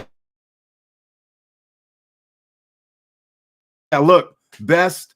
Oh, yeah. I should show you guys. Best. I like their cobblers that they have, especially the cherry and peach cobblers. Would recommend. Yeah. Notice I'm not talking about the food, even though the food was good too. It's the cobbler. The cobbler, ladies. Somebody else says that too, but this is the place. I'm pretty sure this is it. Oh, this is Yelp. Yeah, this is the one. These guys are the owners. Yep, that's them. Underwood's Barbecue in Brownswood, Texas. I just want to give them a shout out because the cobbler, unmatched. Nobody can beat these guys. Oh, you guys didn't see it. Oh, man. All right. I thought I had this on. What happened? Where's the cobbler? Come on now. View. No, man. Can't give you guys no love. But anyhow, Bromwood, Texas. Oh, there we go. Here we go. Here's the owners of the place. You guys can see for your. Oh, well. No, I went to another screen. Anyhow, they have excellent food, but the cobbler is on a whole nother level. All right. The cobbler is off the charts. So let me show you guys something. The cobbler comes in these 10 foils, right? That are about what, a foot and a half long and about 9 inches wide. You want to know how good the cobbler was? Before I left, I said, I want a whole pan of cobbler. And they go, we sell those. I was like, are you kidding me? And it was something stupid, like $10 or something. It was stupid. 12 maybe. I can't remember. It was just something stupid. Whole big ass cobbler 10 I'm leaving with. And they're staying at Chop's house while I'm healing with the tooth and stuff, or lack thereof of a tooth now. And so that's where we stop at Comanche, Texas. Now, I'm in Comanche, Texas after 3 to 4 weeks. So now Comanche's north. So now I'm like looking on the calendar. I'm looking on the GPS, and I'm sitting there like, okay, this is weird. I get a map on the computer. I'm looking at a map, and I'm like, wait a minute. We're going to go up to 80 because 80 takes us to Sac, back to Cali. But what do I notice? I look at the thing, and I'm like, wait a minute. New Mexico's right here. I was like, oh my God. Santa Fe, New Mexico is like 45 minutes to an hour off of 80. I'm like, that's where Santa Fe Studios is. Now, you guys got to remember, this is 1 month in Texas, 4 days in, or 3 days in San Antonio, 4 or 5, 6 days in New Orleans, and a month and a half. So now it's about 3 to 4 months later. I pick up the phone, I call Mark, and I said, man, you won't believe this. Ever since I left you, me and the wife have been on a road trip. And right now I'm in Comanche, Texas, and I'm coming up to 80, where I'm going to be near Albuquerque. He goes, oh, man, come up to Santa Fe Studios, man. I got you. I'm like, what do you mean you got me? He goes, oh, I'm going to put you up at a 5-star hotel, spa in Santa Fe, New Mexico, which is downtown. And there's a church that's almost next door that's world famous. And you got downtown stuff. And come over to the studio, Santa Fe Studios. I'm like, are you kidding right now? Okay, I'll see you mañana. So sure enough, we get there, and he actually puts us up in this 5-star place that's downtown in Santa Fe. And so we stay there the night. The next morning, we go out to Santa Fe Studios, and that's where the story I told you about, he starts showing me around the Hertz and all that stuff. So that's how it goes. I have no place to be, nothing to do. I do Airbnb stuff even then, so I could just do stuff and still make money while we're rolling, while we're doing fun all over the country. And so after we stay there for 4 or 5 days, maybe 6, I don't remember, because we were downtown, we were out to the studios, we were doing some other stuff. So again, other stuff. This is what happens when you have passive income coming in. You can do anything, be anywhere, anytime, any place. As long as you still have that passive income coming in, you get to do this trip right here. So now we stay at Santa Fe, and now we're on 80. We get up to Flagstaff. I tell the wife, I'm like, hey, have you ever been to the Grand Canyon? And she's like, what? She's like, no. I said, wait a minute. The woman who has been a lot of places, you've never came to the Grand Canyon? Because she took her children to a lot of places on cruises and all the stuff that you can imagine. Mexico, Jamaica's, all stuff, but not the Grand Canyon. I said, forget the Grand Canyon. We're going down 80. What's going to come up first is, have you ever heard of painted petrified forest? She's like, petrified forest? No, I've never heard of this. Oh, I was like, oh, we got another. Oh, we're stopping. I got something to show. You got to see this. This is crazy. So we go to petrified forest, spend the day there. Then we go up to Flagstaff, or I can't remember the order, but anyhow, I remember we staying at Flagstaff because, I don't really like driving that much. So we hang out at Flagstaff, and from Flagstaff, we go down to the Grand Canyon, that's like a 2-hour drive, I think, something like that. So we take off early in the morning, because I'm not going to stay at the Grand Canyon. I just said, we're going to leave early in the morning. And then we get up there early in the morning at the park. And then she sees the majestic Grand Canyon, and we're out there all over. We go down to the tower for the sunset. We don't go down in the valley, because that you'd be down. You might as well just stay down there. So we stay at we go to the lodges. We go to some of the world famous historic marker places. And the Grand Canyon, you actually need to be there like 3 days if you want to really take your time and go. But since I've been there before, I said, we're going to go here. We're going to go here. We're going to go, I was like getting there to the spots that are kind of cool. Right. So we go to the Grand Canyon, one of the coolest places on the planet, hang out there, but we don't leave because I wanted to see the Little Grand Canyon 2 section. So I go down, we stay the next day. Then we go down to the Little Grand Canyon. Then we take off. And of course, when we're going down 80, there's a choice to make, right? You're sitting there and you can say, well, we can take this 40, go to Vegas. But since we've been to Vegas so long, I was like, forget about Vegas. So we'll just go back to SAC. So that's when we drive all the way back to SAC for the road trip on a 5 or 6 month road trip, just for going to the Sundance Film Festival, going one way, and it turned into a 6 month road trip. I think it was 6 months. Crazy stuff. I've told that story before. And instead of giving you guys pieces of story, I'll just give you the whole thing, how it all came down.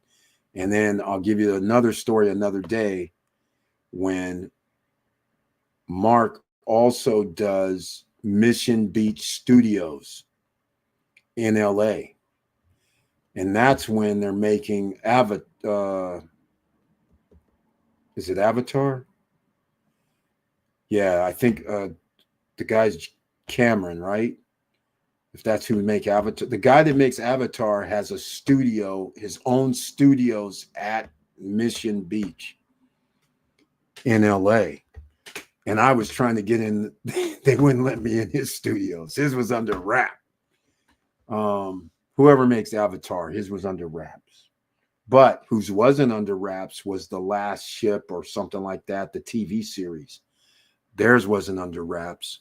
So we were just hanging out at Mission Beach. That's another story, another day. All right, ladies and gentlemen, 3.5, 4 hour live stream. Make sure you smash that like button. Hopefully on Friday nights, you like the stories. Always join up on Friday nights. I got a lot of stories to tell you. I still got another 150 of them. All right. And there's going to be some more to tell because I'm going to be here next year, a year and a half, a year and 3 months. I told the guys today, because them guys said, hey, you should come into this conference for the movie thing. I said, okay, here's what I'm going to do. I said, next year, I'm going to be at Sundance Film Festival, and I'm going to have all of us. I said, I'm going to have all the rooms at, not all of the rooms you guys need, I need, which will be 3 rooms. Might even invite some of you guys. But I'm going to be staying at the Marriott Summit Watch. Or, well, they'll be staying at Marriott Summit Watch. I'll be staying at Miners Club, aka World Mark, whatever they want to call it now. That's where I'll be staying. They'll be staying at the Marriott Summit Watch, which is downtown. So I just like staying in the canyons because it's not downtown. And they like staying downtown because everything's on Main Street. And they are in the movie business. So they want to deal with the movie situation. I'm just there as a tourist. Much, much different. I'm there to party, eat, drink, be merry, and meet some new people, fun people. That's what I'm there for. I'm not there to be in the movie business, but who knows? They got me intrigued when they said I should come to that AFM that's in Vegas right now. And I was like, you know what? After all these years, I hung around all these movie guys and know a lot of stuff. Maybe I should entertain doing something in the movie biz. Why not? There's so much streaming going on these days. There's not even enough quality, maybe even enough actors around these days. Maybe there's not enough of some niche. A guy I used to play basketball with at Sonoma State, he's like 6'7" football player. And this will be another story I should have saved for another day. But since we're talking about movies, I told you guys I used to gamble and I was a high roller, even at 23 years old. All right. Which is rare. right? Back now it's not so rare because you have all these internet guys, right? But when back in the day, gambling and being VIP generally wasn't some 22, 23, 24, 25-year-old guy, right? It was usually older people. So I'm VIP at the casinos, and